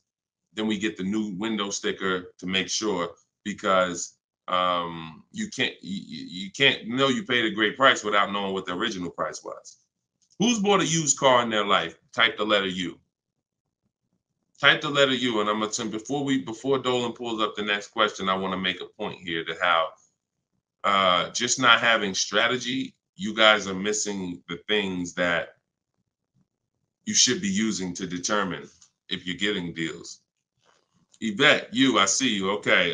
Richard on Instagram, I see you. Leslie on TikTok, I see you. Alex, I see you. Derek, I see you. Harold, I see you. Kathy, I see you. Okay, so let me show you something. When I was buying my Infinity truck, all of the trucks we were looking at were white.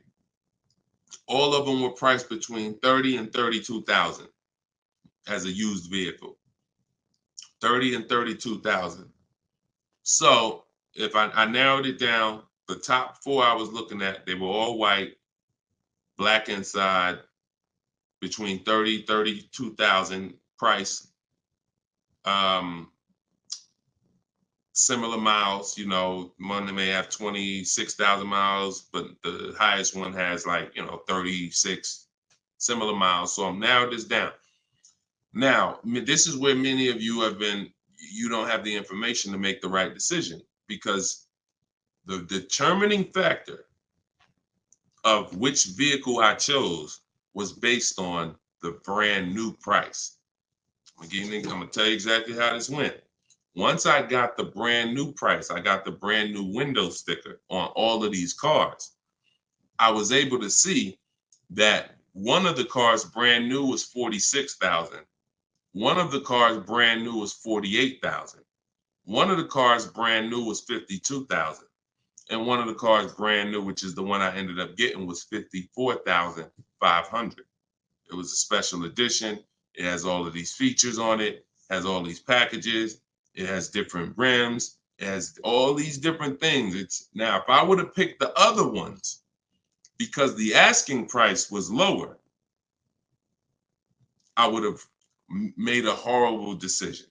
Paying 31,000 for a car that was originally 46,000 is nowhere near as good of a deal as paying 31,800, which is what I paid for a car that was originally 54,000. This is what I call in my book the true value percentage. The true value percentage discount is what the vehicle is being sold for relative to what it was when it was new. So picture this, if the vehicles that I was looking at would have only had the true value percentage discount on them, it would have made it even easier for me to choose, because the one I picked would have said 42% off the brand new price. The ones that I didn't pick would have said 38% off the brand new price, 36% off the brand new price, 32% off the brand new price. So when I look, true value percentage is literally that. And that is something we created. See, a lot of what we teach, we didn't learn it, we created it. So you are getting things that, why can't I find what Deshone teaches in other places? Because God had me create it. So you're not going to find it from other people. You're not going to find the 8-year rule for leasing versus buying or other people. You're not going to find the 1.5% rule for bad lease deals with other people. You're not going to hear them talking about this true value percentage discount when we're looking at used cars, because we created all of this stuff to regulate the industry for people who will use it. So if you guys want everything I teach in one spot, you can go to my TikTok bio. As long as you get there before the 30-minute timer goes down, you can get your copy of Cars from Home, my digital book, for 75% off. Go there. You won't even leave the broadcast. Get your 75% off. It'll be in a few minutes, and you can use this stuff for the rest of your life. Same thing with Instagram bio. And if you're on Facebook or YouTube, we have a comment in the comment section for you guys to get your book there, and you can use it. And if you're on a TV watching us, then you can just scan this QR code with your phone and you can get your 75% off. $97 is still a great price, even if you missed it and suffer. Get your book full price. If you missed the countdown, that's fine. But the money that you're going to save is going to be dramatically multiplied versus what you spend on this book. Okay, Dolan, shoot the next question in, y'all. We are live. This is our Thursday, May 9th show, 12 p.m. So whenever you don't see the banner above me, that means we're actually live, and you guys can type your questions and we'll try to bring them onto the show. Helena, what do you consider a good interest rate? Well, this is a relative question. It's the same question you're asking when you say, what do you consider a good discount off a car? How much should I pay for this car? We only pay when someone wins the bid. So we teach something called the bank bidding war, which I also created. You have been taught that, don't let these dealers run your credit, or always get, who's been taught any of this stuff? Always get your own pre-approval You know, never use the dealer's banks. Never, you know, all of this stuff. Any way. We teach a process that the credit bureaus allow. The credit bureaus allow us to have an unlimited number of banks and credit unions run our credit with a hard pull, as long as it's within a certain period of time. As long as it's within a certain period of time, when that time expires, they are going to have that weigh on our credit as one hard inquiry in terms of how it affects our score. See, normally when you have a bank run your credit with a hard and then another one, and then another one, each hard inquiry affects your credit. But when you do it the way it was meant to be done, and using the bank bidding war, if one hard inquiry would have dropped your credit 10 points, 20 of these hard inquiries is going to drop your credit the same 10 points. So the way it's done is there's 3 rounds to it. There's 3 rounds. This is for people that are financing. Again, those of you who are paying cash, this doesn't matter. Those of you who are leasing a vehicle, this doesn't matter. That's why having access to car buying advice that's not one size fits all is what you need. Because typically, if you only pay cash for cars and get used cars, that's what you're going to teach people. So everything has a different place. So those of you who are financing a new car or a used car, you're going to use the bank bidding war so that you don't have to ask this question. This is the answer to Helena's question. How do you know? What do you consider a good interest rate? It's who wins the bid. So there's 3 rounds to it. The first thing we're going to do is see, are there any special interest rates on the car we're shopping for? So if we're shopping for a Kia Optima, a Kia K5, and all right, let's see, are there any special interest rates on it? Are they doing anything like 1.9% financing? Are they doing 0% financing? Are they doing 2.9% financing? Anything special? We also need to know how much the term. What's the term? Some people only do 0% for 3 years. That means you got to be able to pay the car off in 3 years or you can't take the deal. If it's 0% for 60 months, that's different. You got a 0% 5-year loan. You got 0% 6-year loan. So we need to see, is there anything special on the car? We do that for new and certified pre-owned, if we're looking for a certified pre-owned. Now, if we find something, sometimes that could prevent us from even needing to do any other interest rate shopping. If they're doing 1.99 for 60 months, you're not going to find better than that. No bank is going to do better than that. So that's why it eliminates the rest of the rounds in the bank bidding war. Eliminate it. But let's just say that there are no special interest rates. Now we're going to revisit the bank bidding war in round 2, which is after we find the best price on our car. See, because some of you, when you go shop for a car, you're thinking, how much should this car cost? Oh, what's the monthly payment should be on this car? The monthly payment is between you and the lender. It's not between you and the person you're buying the car from. See, this goes back to our point, which is you must set up your car buying transaction from who you're getting your loan from. The process of shopping for the best price on your car is different, or should be different. If you listen to me, it will be different than the process of you getting the best price on your loan. The best price on my loan is a different process than getting the best price on the car I'm buying. So now, once I start now looking for my car, getting my bids, get the best price on my car, now it's time to come back and get the loan involved. See, many of you are focused on what the best monthly payment is on the car, but you're not focused on finding the dealer that has the lowest price. That's focus number 1. Before we think about what is our monthly payment, we are thinking about what is the dealer? What's my process for finding the dealer who's going to sell me this Kia K5 for the lowest price? Who's going to sell me this $40,000 car for the lowest price? Once I find that dealer, Now it's time for me to come and get start shopping for my loan. See, and the reason why this works so well is because there's a process to it. We're not winging this. The reason why any fighter who goes into a fight and they're winging it, they are in a position of struggle. We don't wing it. That's why when you see my 7-step process in my book, it's 7 steps. In Matt's Academy, my car buying school, it's 7 steps. Whether it's video, whether it's the book, it does not matter. It's 7 steps because the process does not change. A process should not change based on whether you want a new car, used car, a lease, a luxury car, an exotic car. It shouldn't change. So once you find the best price on the item, now you're coming home and you are going to now contact online banks, your bank, your credit union, and you're going to get all their offers. This is round 2 of the bank bidding war. Round 1 is any special interest rates on the car. No? All right. Then we go find the best offer on our car. Now we're going to start round 2, which is our bank, our credit union, online lenders, all submitting bids for our rate.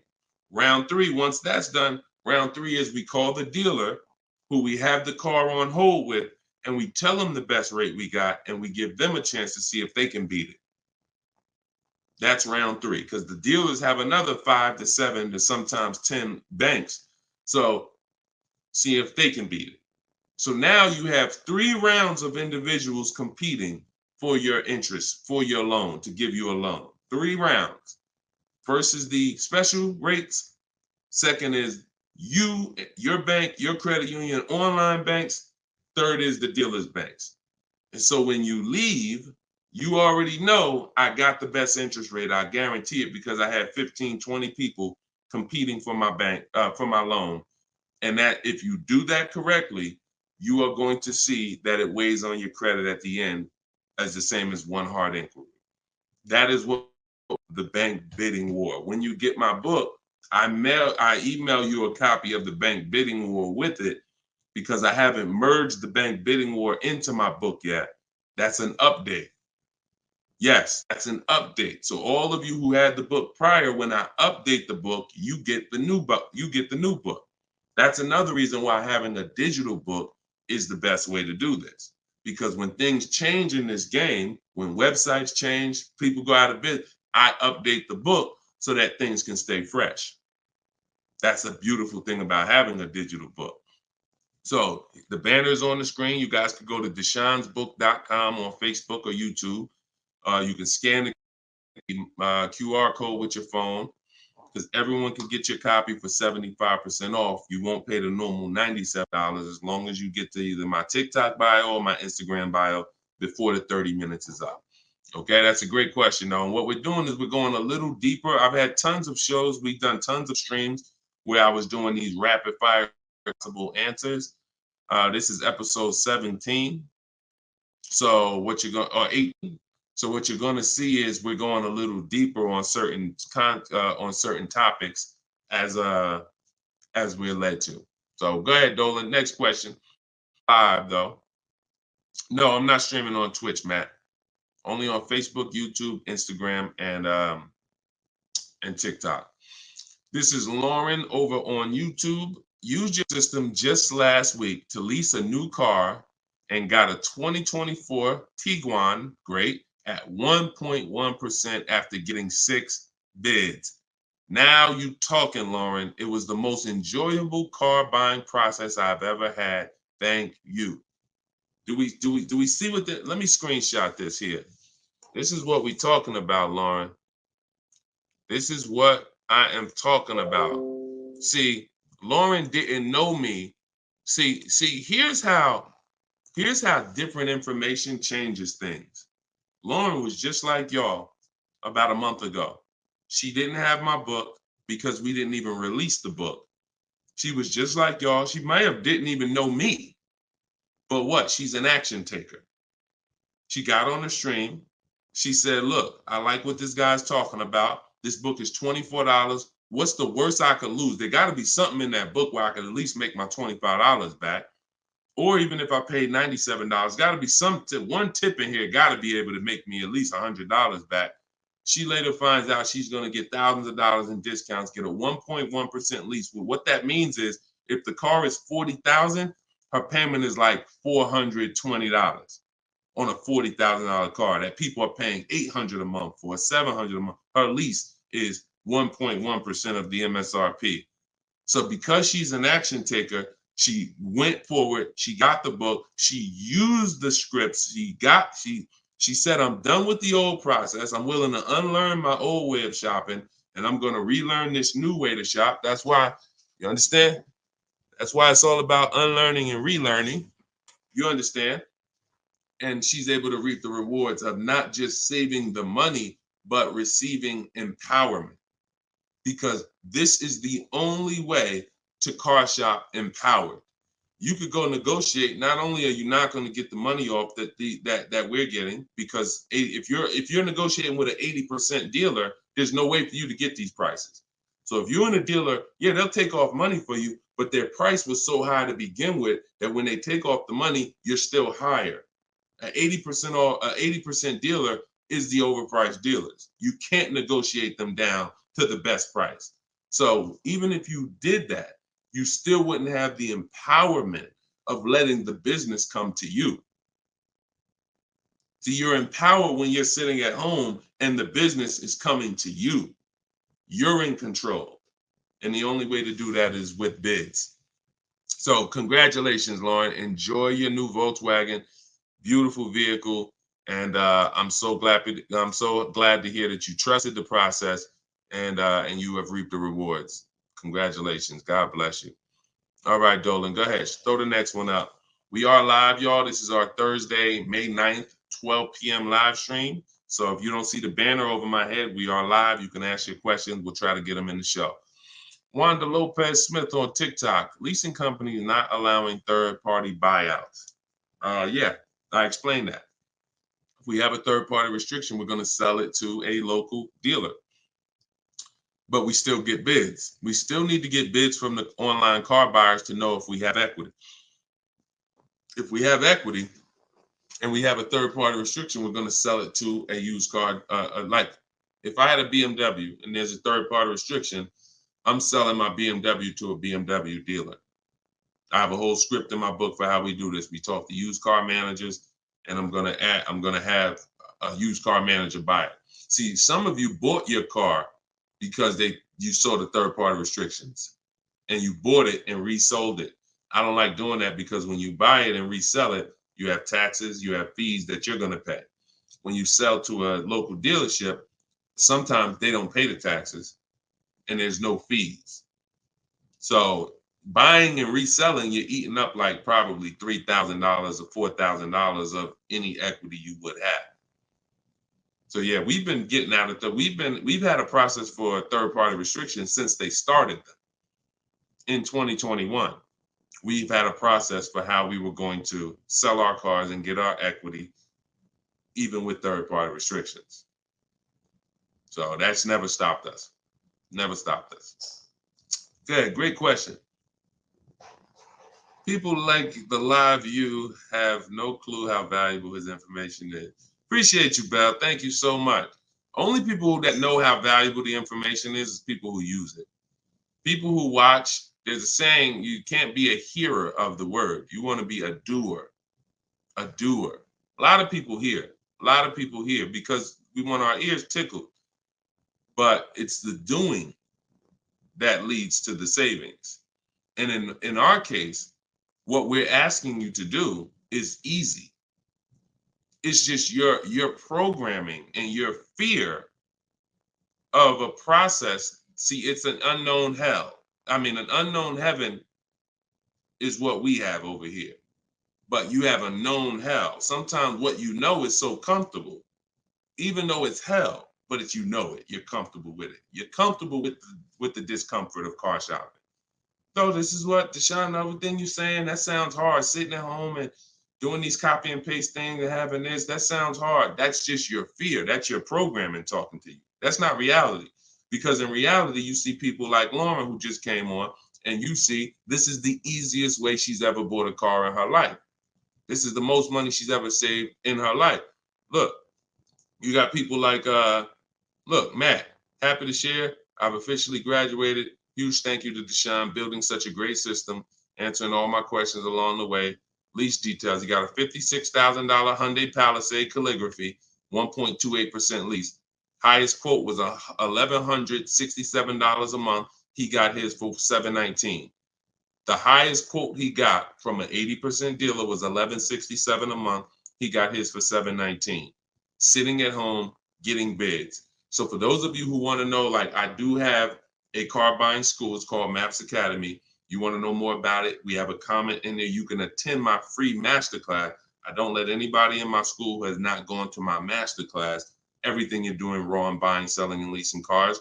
So there's a comment in there for the comment section, and we have a link in my bio for you as well, who if you think, you know what, I want to see about his online buying school. I don't care, because the system that Matt says, Deshone, thank you, Deshone, for building such a great system. The system is the same. So, but you have to be an action taker. And because the system is simple, and it's in video form, and it's in book form, and it's in my free live video, my free streams, you just get it where you could get it. But there's no excuse for sitting at home car shopping the old way anymore when this information is available and it exists and it's 3 years old. This isn't new. We have hundreds of people. You're not oh, let me take a chance and see if this will work. That ship has sailed long time ago. Long time ago, that ship has sailed. But the action takers are going to win, not just the hearers. People listen, oh yeah, this sounds good. Of course it sounds good. But you won't reap the results until you become an action taker on the information. Okay, so those of you who want the book, it's in my TikTok bio, it's in my Instagram bio. You'll have access to these strategies for the rest of your life. All right, Dolan, shoot the next question up. We got some great questions coming in today. This is our Thursday, May 9th live show. So we are live right now. It's our 12 p.m. stream. Melanie from TikTok, what do you recommend for a young adult that is first-time car buyer that has no credit? I would recommend you save up. You get something that we call a smart car. That's not one of those little cars that you heard. It stands for saving money at the right time. I got a car that's my point A to point B car because I work from home. I got a car. It was literally $4,000. I got it from a grandfather over in South Orange. He was 98 years old, and he still drove until he couldn't drive anymore. Car had 72,000 miles on it, and I got it for $3,750. Literally, it was I got it a year ago, so that was it was an 08 Pontiac G6, 70,000 miles. And that's something that I drive from point A to point B whenever I want to do my run. Because again, I work from home. Most times we take the truck, but if my wife's out, I'll take the car. But I didn't need to spend $10,000, $15,000, $20,000 on a car that I'm driving twice a week. So what I would tell you for you is if you need transportation, you want to get it reliably, save up some money, get yourself a private party sale on Facebook, pick it up for a couple grand, but you have to be diligent. You want to find it from an owner. You want to find it from an owner who's not driving too much, who maybe they got a second or third car in the family, and that you don't want to deal with these dealers on Facebook Marketplace perpetrating as owners. The owners know the history of the car. They've had it for the last 8-10 years. You want somebody that can tell you, yeah, my little son, this is where Jeremy took the car one day. He was driving to the grocery store. He backed into a car over there right here. You want a person who knows that. Not a dealer who just picked up the car and now they're trying to sell it to you for $2, $3, $4 grand. So that's what I would be doing. I would be getting me a very reliable, inexpensive car that I can actually get to work with, make more money. And then once I make money, I will be choosing whether I'm buying or leasing based on if I'm going to keep the car for 8 more years. Whenever you get into spending real money on cars, over 12, 15 grand, this is when you start wanting to ask yourself, am I going to keep this car 8 years or not?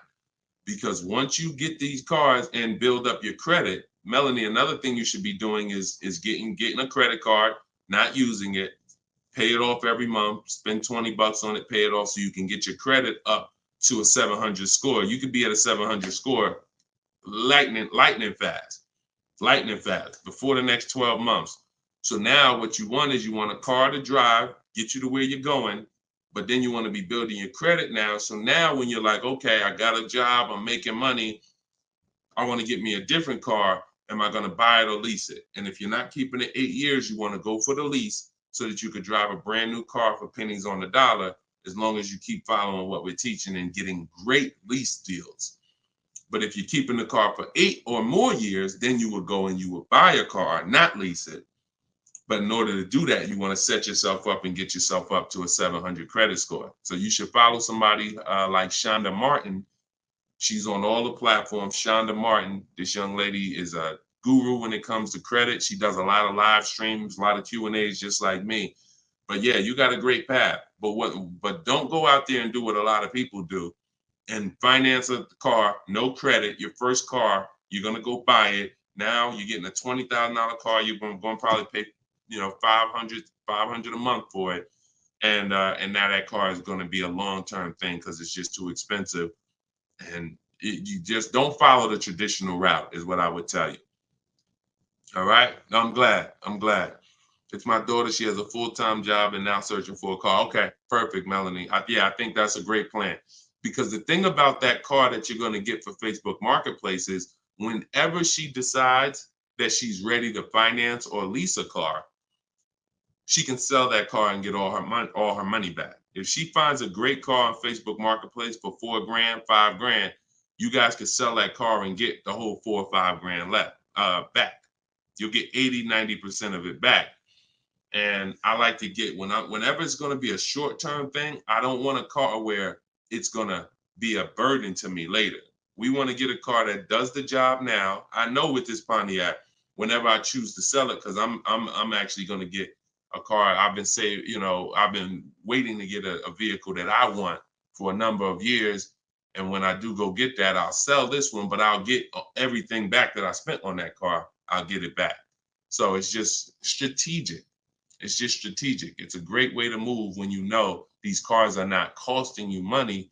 You're breaking even on them, and it's just great. So that's what I would say, Melanie. That's what I would do for my own daughter. Okay, go ahead, Dolan. Shoot the next one up. We are live, y'all. We're going to try to get through as many as we can in the show. Type your questions. This is our Thursday, May 9th show, our 12 p.m. broadcast. So, Sir Francis on YouTube. What's the best source for an accurate valuation to determine if purchasing a used car is a good idea?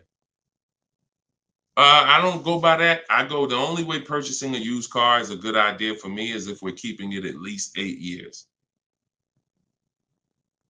That's it. If you're not keeping it at least 8, are you keeping the vehicle at least 8 years?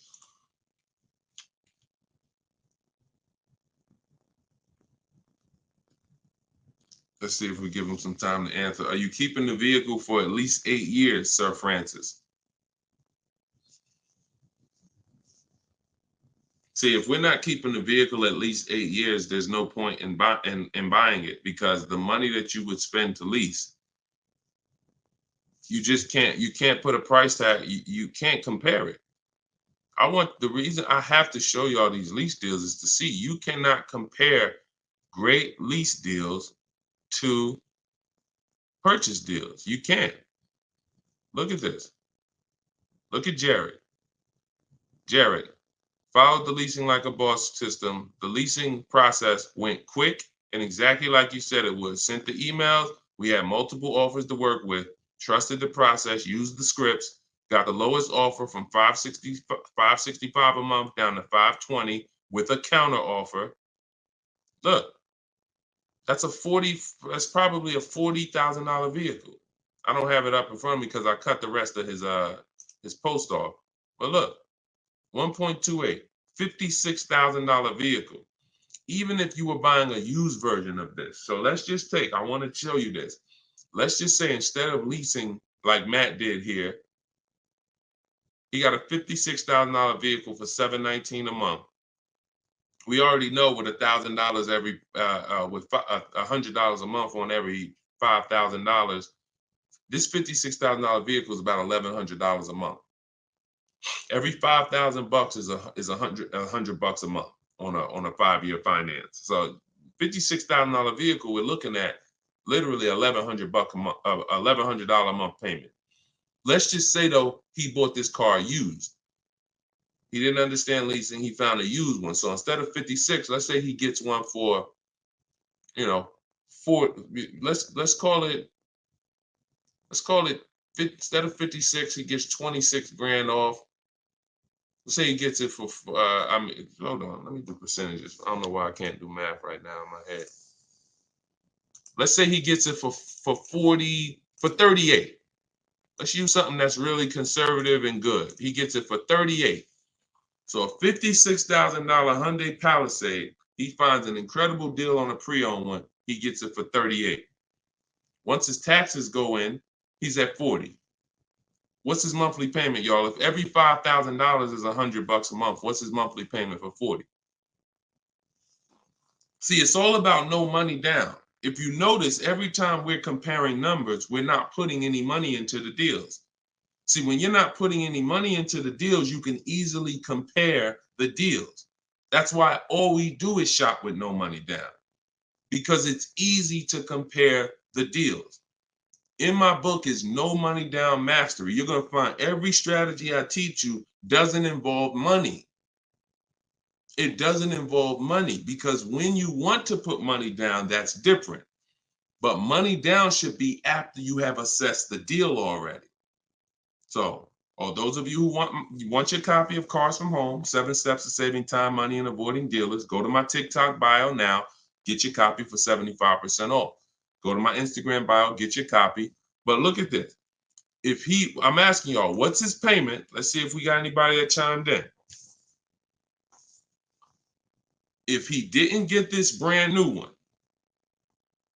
if he didn't get this brand new Hyundai truck, he got a used one. So instead of 56,000, he got his for 38. Great price. He found one for 38,000, low miles. Now taxes are in, and he's financing 40,000. What's his monthly payment?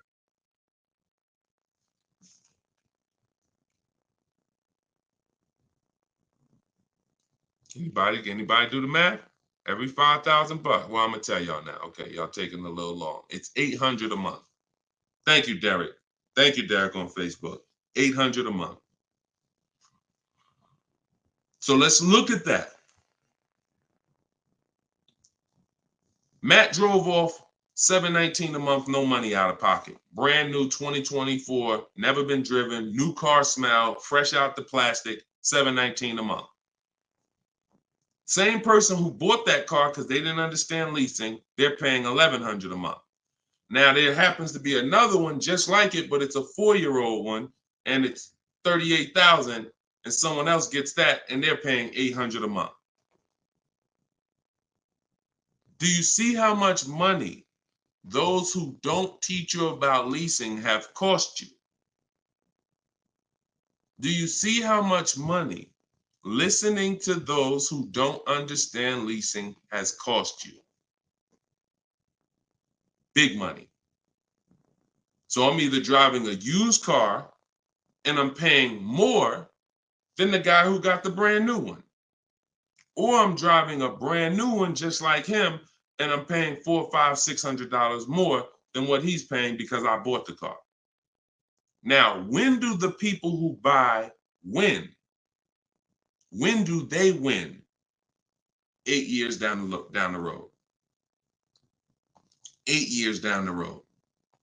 See, because when you buy your car and you pay it off, see, the person who leases is not worried about depreciation. That's the car going down in value like this. The person who leases is not worried about depreciation. They've already beat it because their lease payment is so low. Their lease payment is so low, they're paying less than what the car's normal depreciation would be. So they beat it with a great lease deal. Now, the people who own the car they're not going to beat it because they own it. So any depreciation is coming against their actual car. If they could have sold the car today for 30, next year it's only worth 25, they lost $5,000. If you were going to sell your car today for 20 and then a tree branch falls on it, is it worth 20 tomorrow? Even when you fix it, run it through your insurance. Hey, I'm coming to get my 20. No, a tree branch fell on the vehicle. It's worth probably 18 now. This is depreciation. So the only way you're going to avoid that is through long-term ownership, because eventually, like I talked about earlier in the stream, you get to the point where your car is only losing a little bit of value each year. Only to this year it's worth 10, next year it's worth 95. In another year it's worth 9,000. That doesn't happen until you have kept the car 9, 10, 11 years. So if you're not keeping your cars that long, you're losing thousands of dollars not leasing, as I just illustrated with those 3 examples. Okay? So this doesn't change. I don't care whether it's Lamborghinis. I don't care whether it's Rolls Royces. The principles do not change. Derek on Facebook. If a manufacturer is offering a very low IR through their direct financing for well-qualified buyers, is there something I should look for on my credit report to know whether I should apply and let them run my credit versus using the pre-qualified offer I have from my credit union? Yeah, most people are going to qualify for the special rates. If you have fair credit, good credit, most people are going to qualify for the special rates because it's not super tier. Super tier is like A1 or A9 in the business world. That's super tier. Most of them are tier 1. So a tier 1 approval is really going to be if you have, 680 credit score and above. If you've had a car loan in the past that you paid well, you should be able to qualify for those special interest rates. Those are not super hard to qualify for. And if it's something under 2.9, you're typically not going to see that coming from a credit union or a bank, not in this market. Not in this market. So yeah, it's a good question though. But that's round 1 in the bank bidding war. So it's important for you guys to know that whenever you see a special interest rate offer, in many cases, it's not hard to qualify for. You don't need perfect credit. 680, 700 and above, you should be fine. All right. So, all right. Let's go. John Tez on YouTube. I'm interested in getting a 23 Charger Scat Pack, trading a 2022 Camry. This is a disaster. This is a disaster. Dealer wants 56 for the car, but it's been on the lot for 220 days. What do you think I could get them to lower it to? Well, I'm going to just tell you honestly, why are you trading in a 2022 vehicle? First of all, if you paid cash for that car, you wouldn't be trading it in, because once you see what it's worth and what you're getting in 2 years, you've had the car for less than 2 years. See, there's something, here's what we're not getting. The reason why I hold this up is for y'all to see that you cannot trade in cars this fast and have it be and have it. And I want y'all to know we are 100% live right now. We are 100% live right now. You're not watching a replay. This is a live show. So we're going to dialogue on this for a quick second. You should not, if I show this so y'all could understand, the value of your car is dropping like this the first year, 2 years, 3 years. You think that you could buy a car here for $35,000, turn around, trade it a year later, and it's only worth now $27,000, and you're just going to flip and take that $7,000 loss in depreciation. You are going to absolutely lose your shirt. And the only way that you actually don't realize how much you're losing is because they hide it in your monthly payment, because you're a payment shopper. Just get me to this payment. I don't care about the numbers and all of that. I don't care about how much money I'm losing on each car. Just work my monthly payment to something that I could afford. And that is financial disaster. because there is no way, if you were coming and you were writing a check for this, if you came in and you bought that 2022 Camry and they said, okay, it's going to be 35 grand, you know, whatever, and you wrote a check for it, and then you came back a year later and you said, all right, well, what y'all going to give me for my 22 Camry? And they said, all right, well, we can only give you 25 for it. And you said, wait, I just paid 35 for it last year. You ain't giving me no 25 for it. You would never take that. But payment buyers take those deals all the time, because what they do is they give you the same 25, but when they finance it and stretch the loan out, they're like, see, and your new monthly payment is only $50 more than your old car. And you like, man, this sounds like a good deal. It's a horrible deal. It's not even a deal. It's a horrible offer, but you're not trained to see it. So whenever I see somebody who's switching from cars that are less than 2 years old to a brand new car, you're not talking about leasing it. So you're still in the mindset of, oh, I could buy cars, switch them, buy cars, switch them, buy cars, switch them. You absolutely are losing thousands of dollars on every single car you buy. So if I wanted to do what you were doing, replace my 2022 Camry with a Charger Scat Pack, and first you're buying another pre-owned one too. You're buying another pre-owned one. So you're asking, all right, I want to replace this 2-year-old pre-owned car that I got, and then I want to buy another pre-owned car and replace that one.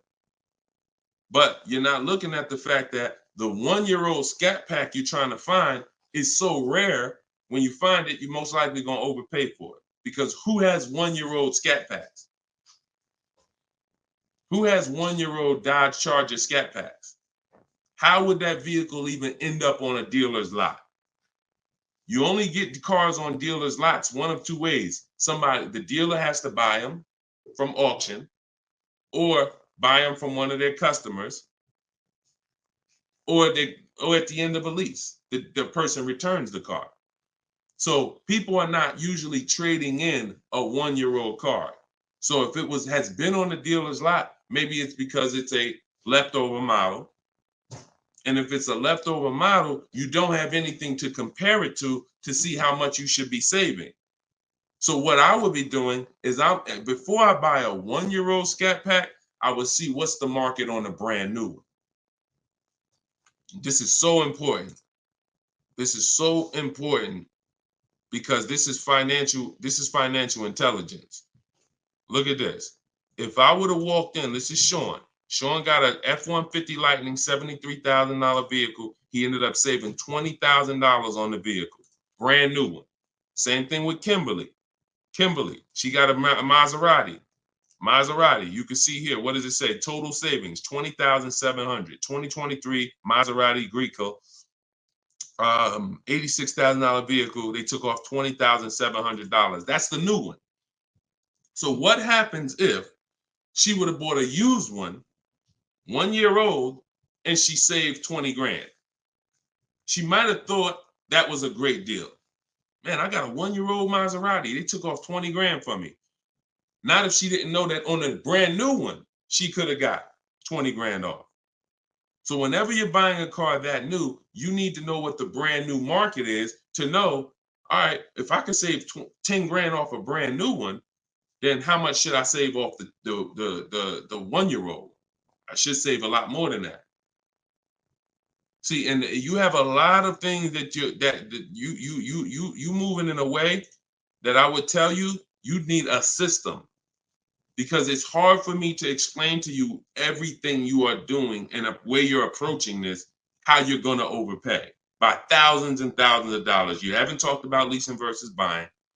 You're not talking about shopping for cars in a way where you can actually see multiple offers. You're talking about buying a 1-year-old pre-owned car without looking at what the market is. How do I know a good deal on a 1-year-old one? There's not enough vehicles out there for you to know a good deal on a 1-year-old, which means the only way I'm going to know a good deal on a 1-year-old one is I need to know what a good deal is on a new one. And if a good deal on a new one saves me 15 grand, then that means on a 1-year-old one, I need to save like 20 to 25. There's not enough vehicles for you to do that. So you should really be looking at following a system, learning about leasing versus buying. Are you keeping the next car 8 years or not? If you're not keeping the next car 8 years, you shouldn't be buying, you should be leasing. Because I don't care what you get the price for on the Scat Pack, you are gonna overspend compared to someone who goes and leases their Scat Pack and gets a great deal on it. So we got to slow down and look. Most times we're approaching car buying like grocery shopping. We trying to get our car deal done the same time as a grocery shopping visit. 2 hours, 3 hours. We're at the grocery store more than we're planning our car purchase. And the only way you're going to save money is to take your car buying process seriously. If it's just like, nah, Deshone, it ain't that big of a deal, then go ahead and go give them 15, 20 grand. But I tell you what, somebody like me, somebody who's listening to me, who getting the same car that you're getting, and they say, man, so funny, Deshone, I'm in the same position as that person is in. I got a Camry too, and I want to replace it too with a Scat Pack. But I'm gonna use your strategies. I'm gonna assess my old car, get bids for it. I'm going to determine leasing versus buying, and then I'm gonna shop for my car. That person will save 5 to 10 grand more than you, minimum. Minimum. I put any amount of money on it. So slow down and answer this question first. How many years are you keeping the next car? If the answer is not 8, don't think about buying it. Don't think about buying it. My goal is to shop for my most aggressive lease on my next car. If I'm buying it and I'm keeping it over 8 years, then I'm buying it. I'm not buying a car that I'm not keeping more than 8 years. Not no Scat Pack, not no Dodge Challenger, not no Toyota Camry, nothing. If I'm not keeping it 8 years, I'm not buying the car. Lease deals are too great. It's pennies on the dollar when I learn to get them. So everything I'm teaching y'all is out of my new book, Cars from Home. It's a digital book. It's called 7 Steps to Saving Time, Money, and Avoiding Dealerships. You can get your copy for 75% off in my TikTok bio. The price of the book is $97. That is the price. But you can get it for $24 if you get to my TikTok bio before the 30-minute timer expires. If you get to my Instagram bio before the 30-minute timer expires. We have a link in the comment section on YouTube and Facebook. You can go to deshonsbook.com, or you can scan this QR code with your phone and you can get your copy for 75% off. So use it. Make sure you send me your success stories. Continue to send me your success stories so we can bring them onto the show. That is a step-by-step system. There's nothing left to chance. You cannot leave anything to chance when it comes to car buying. Everything that we teach is for a reason. So let's continue to move. You know we will be back soon for another stream. And catch us later. We're usually live 7 and 12 p.m. So if you're around at 7 p.m., just again, if you don't see the banner above us, that means we're actually live. So jump on and we'll get to it. Everybody else who got your book, enjoy. For those of you who want to attend my free masterclass, Everything You're Doing Wrong, Buying, Selling, and Leasing Cars, you can also go to the comments or to my TikTok and Instagram bio. But you're going to need about an hour. And that's a straight hour of me in my board. And we have a comment for you right here in the Facebook and in the YouTube section. That's me showing you scenarios, going over 23 mistakes that most of you are making that you need to stop making if you're truly going to get below market deals. Okay, so other than that, y'all, get the information. I don't care how you get it. Get in where you fit in. Use it. Keep unlearning. And let's keep saving this money. All right, God bless y'all. See y'all on the next one.